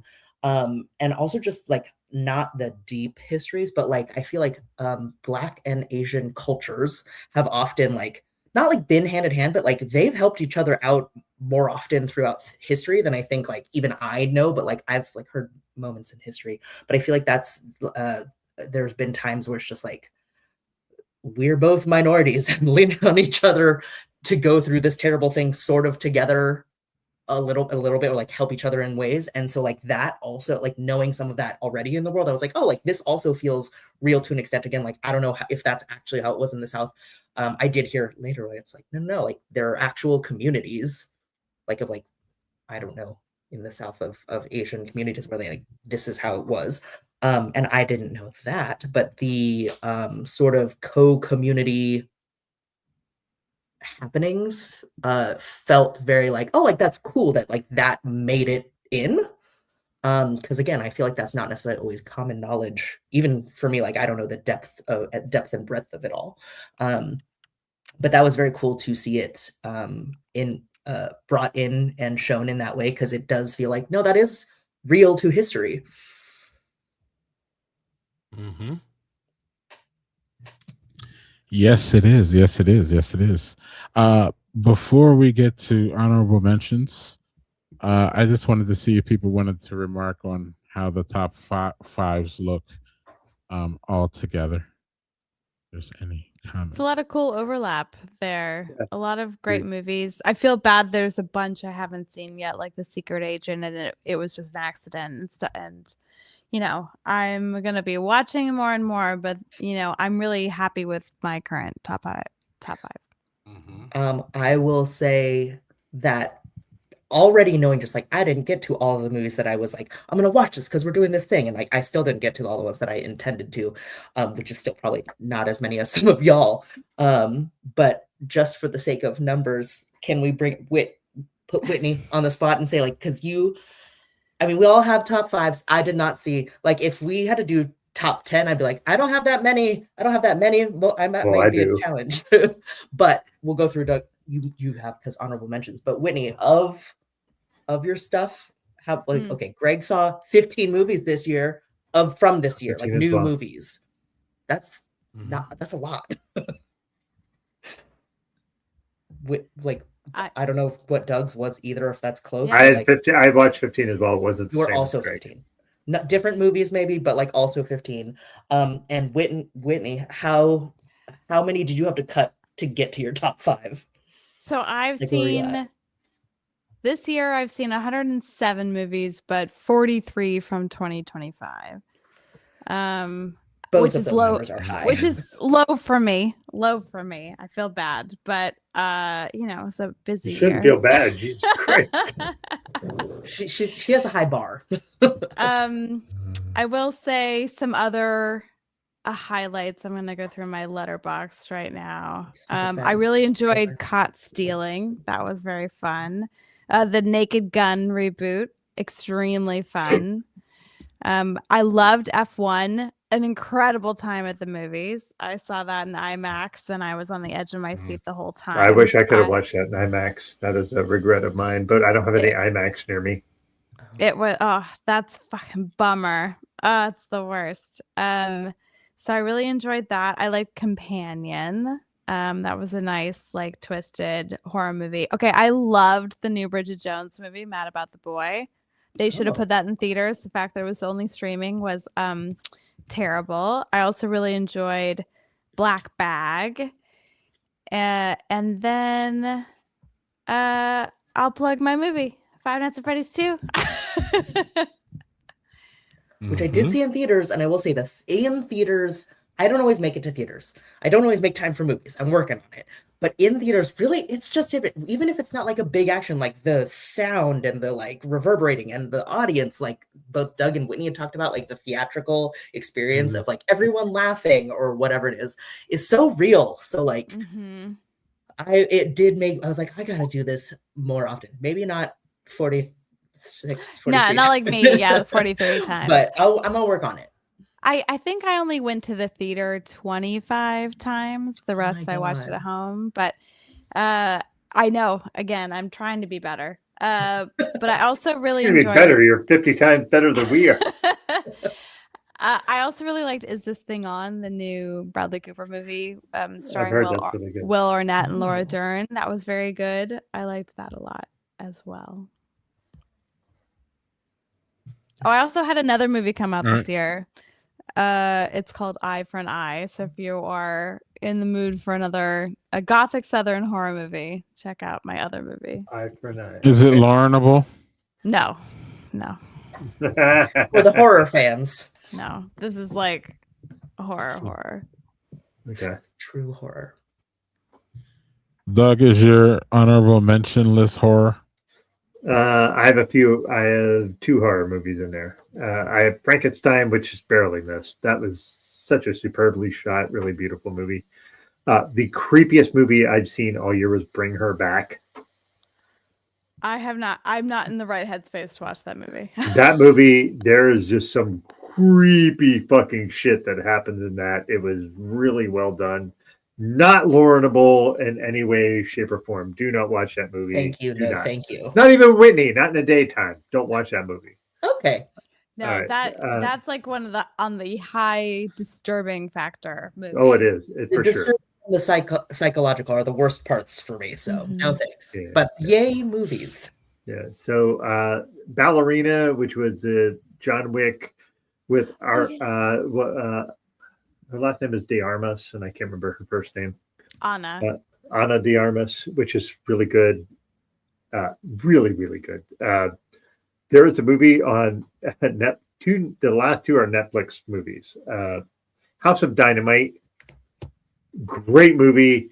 A lot of people fucking hated the ending. I love the ending. It was The ending makes sense.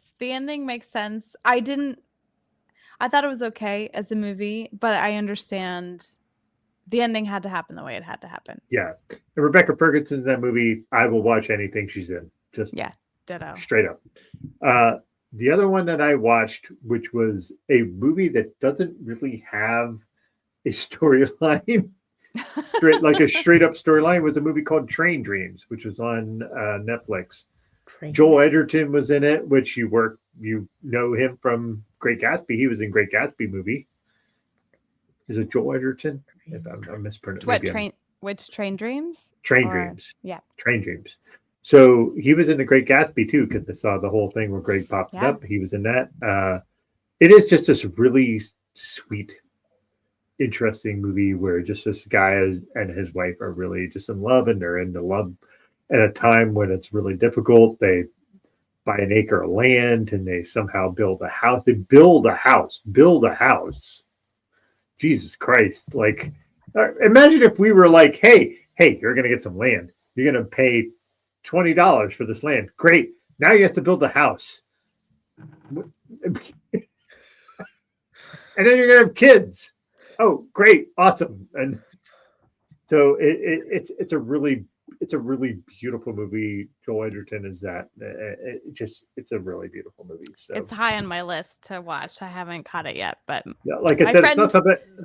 It's not something where you go. It's not something where you go. Oh, I'm going to watch this, and it's like progression. It's not that. It's just a pretty movie and really smart. My friend Malgosia, who did the costumes for Hamnet, also did the costumes for Train Dreams, which there's a through line there. I don't know why, but it feels like they're connected. Whitney, I feel like if you watch this would have probably been in your top 10. It's just it's a really smart, short, concise. I think it's like 145 minutes, an hour and 45 minutes. Mm-hmm. But it's just it's just not something you see done a lot. You know what I mean? It's one of those movies you go, I wish people would do more movies like this. Yeah. All right. Are you done your honorable mentions, sir? I'm done. That's it. I will say Thunderbolts. Goddamn, I wish I would have watched that because that looks like my kind of thing. But anyway. You said you were done.